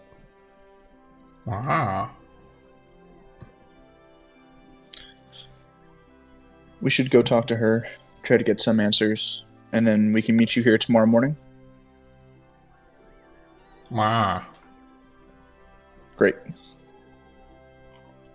Alright. So, you guys head on over to see Princess Moktaneri in this very cramped little dwelling. Let me just... Artis just goes to bed. I'll move you guys onto that other map. So you guys are invited into their dwelling. You head up to the upper floor. And the princess smiles. You have returned. My love. She looks at you. Okay. Orion. All right. Somebody else talk. I can't. She's your fiance. What do you mean? I will throw you off of this balcony. Have you gone to Amu and back? I can fly. And retrieved the skull chalice of Shigire? Are you back now from that journey? Are you? What was Amu like? Tell me. We haven't been there yet. We are... You haven't been there? In What the were you process. doing? You've been gone for days now. We were gaining the ability to fly. Oh, I heard something about that. And you're learning the ability to fly, to travel to Amu? Well, it's definitely on the way stop. The problem is, we don't know where Omu is. Well, it's not far, I'm sure. You can find it. It's a great city. It is much larger than this pittance. You'll be able to see it from anywhere. Well, if we come across it, we will look for it, but until then, all we can do is search. Did you find anything at the garden apart from the black orchids? Did you see the burial grounds of my ancestors? There were a bunch of plants. Burial grounds? Yes, that is where all of my ancestors rest. That is where the royals are buried. Do you know a name? Somebody named Zalkore? Zalkore, yes. I believe that is my great-great-grandmother. Did you find her burial grounds? Did you pay respects? You didn't happen to have murdered her because she was a Medusa, did you? Oddly specific, but no, of course not. Okay. I can't lie, so I say, well, we came across a Medusa named Zalkore, which claimed to be your grandmother or something. A Medusa named Zalkore.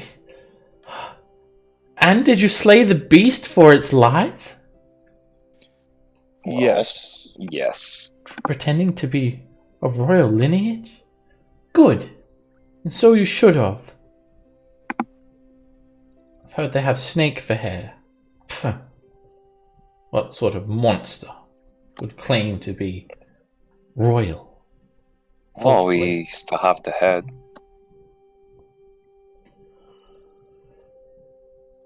I don't need to see that. So, Orion, you will stay downstairs tonight? Will I? Yes, you will stay in my abode, my love.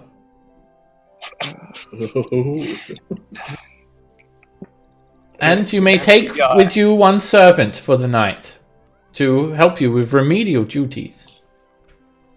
I appreciate your attention. I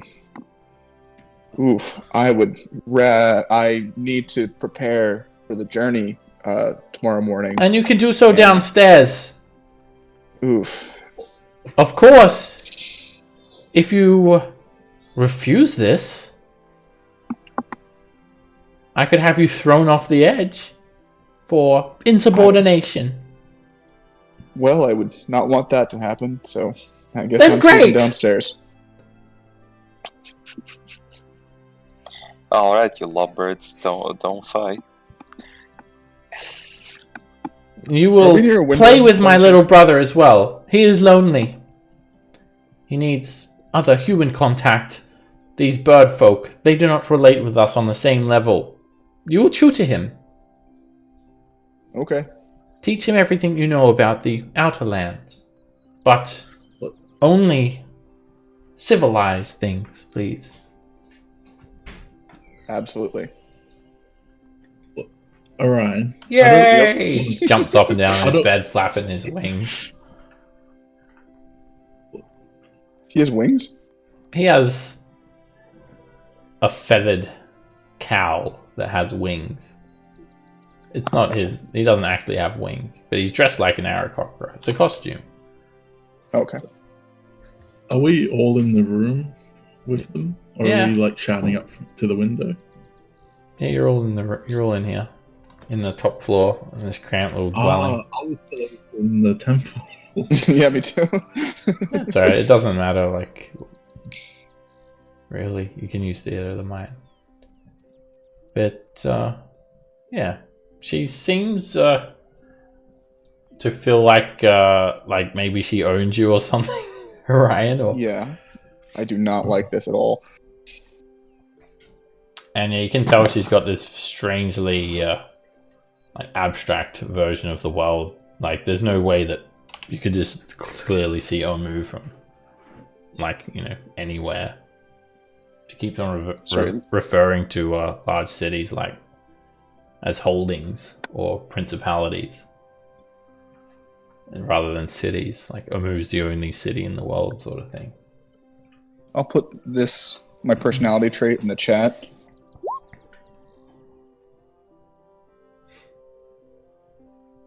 Oof. They just...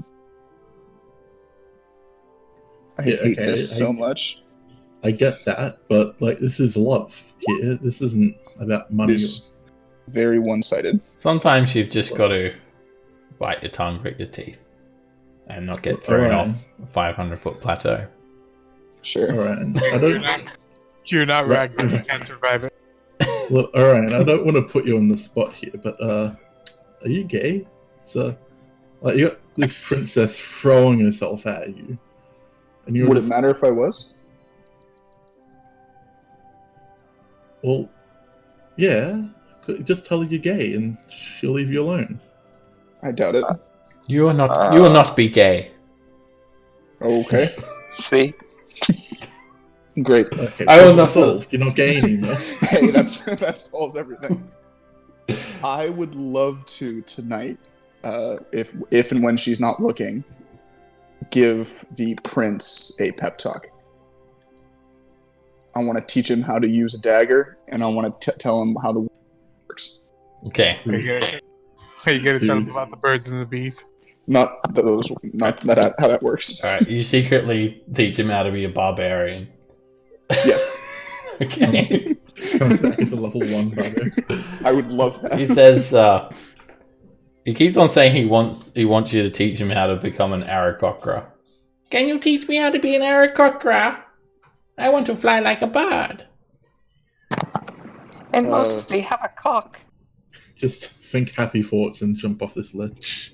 Oh, Jesus. Look, I've seen it in the movie. It works. Just believe.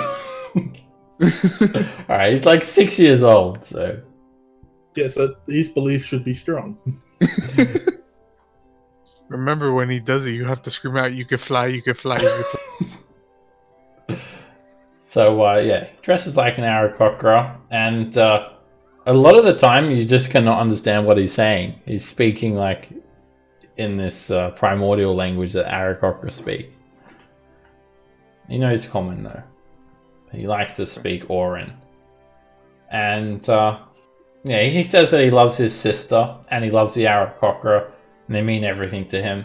He doesn't seem to know anything about the outside world, so everything you tell him is just, you're just teaching him. Every word is knowledge to him. Oh, gotcha.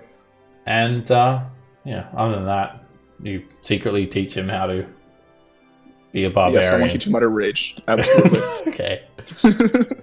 Alright, you guys yeah, you're stuck there, Orion. Everyone else goes back to the monastery and finds a bed.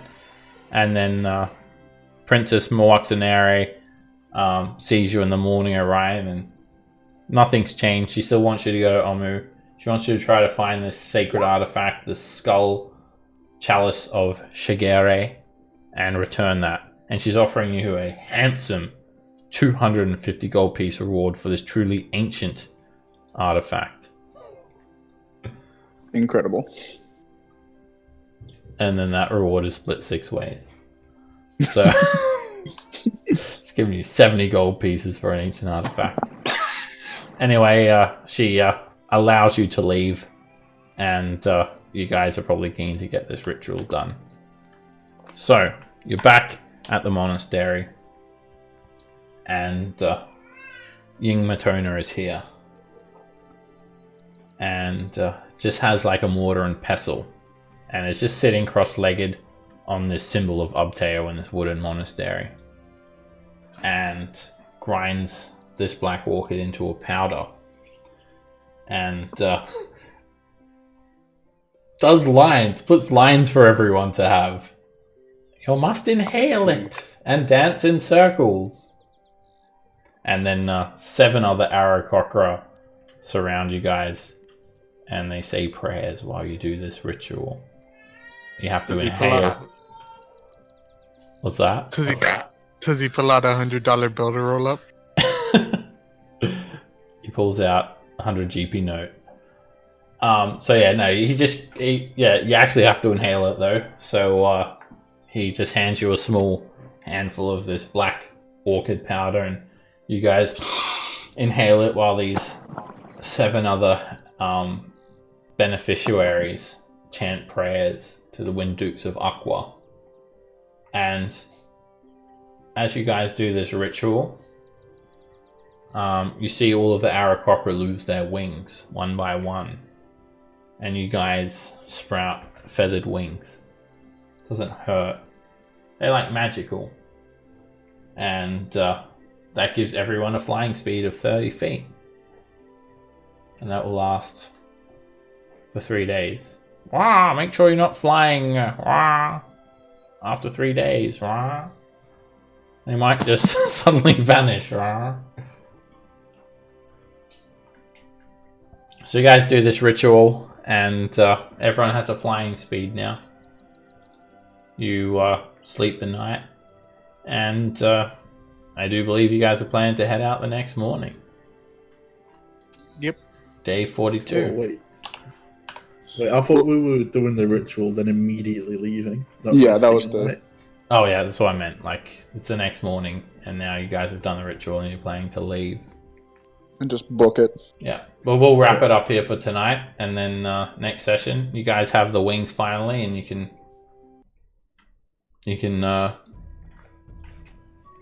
go about 40 miles a day, 4 hexes per day. That's I want to awesome. know who's ready to see Talon get fucking lambasted once we make it to Camp Vengeance. He's arrived there not only late, but with nobody he's supposed to. I don't have a specific end time for that mission. Also, I don't think they were expecting it to take less than a month. That is missing all the people that were with. Yeah, as well. Well, either way, Seb, I wanted to ask you: is it possible? Like the mark of Sentinel was updated. Is it possible that I used the updated version of Yeah, it? you should be using that. Whatever is like updated, you should be using the most up to date. Because version. that just slowly gave me spells that I can use, like extra ones. Yeah, I think it changed some things so you can only do the shield once per day, but then it gave some other things. Yeah. All right. Oh yeah, just whatever the most updated version is, we're using those. So Okay. That's the plan. Fly over to Camp Righteous, hit Mabala, hopefully get to Oralunga, and then see how to stop the death curse. That's it. Okay, this is a very big milestone. That flight is going to change things dramatically. Yeah. You're going to be Yeah. covering more distance than you had in one session than you have the entire campaign so far. Yeah. The big thing that's changed is we'll actually be going the direction we're supposed to be going. Yeah, that's the other thing. When you're flying over the top of the jungle canopy, you've got no chance of getting lost. You can easily navigate. Is there a possibility of pushing it so Yeah, can we accrue exhaustion to go farther distance? well, you could do a forced march. Doesn't mean you have to. Get exhaustion. So what you can do is every 3 hours you fly, you have to land and rest for an hour. But you can do a forced march and get further in one day. You just have to make a con save against that using the forced march rules. Gotcha. Alrighty, guys. Thank you all very much, and I'll see you next week. See you, Seb. See ya.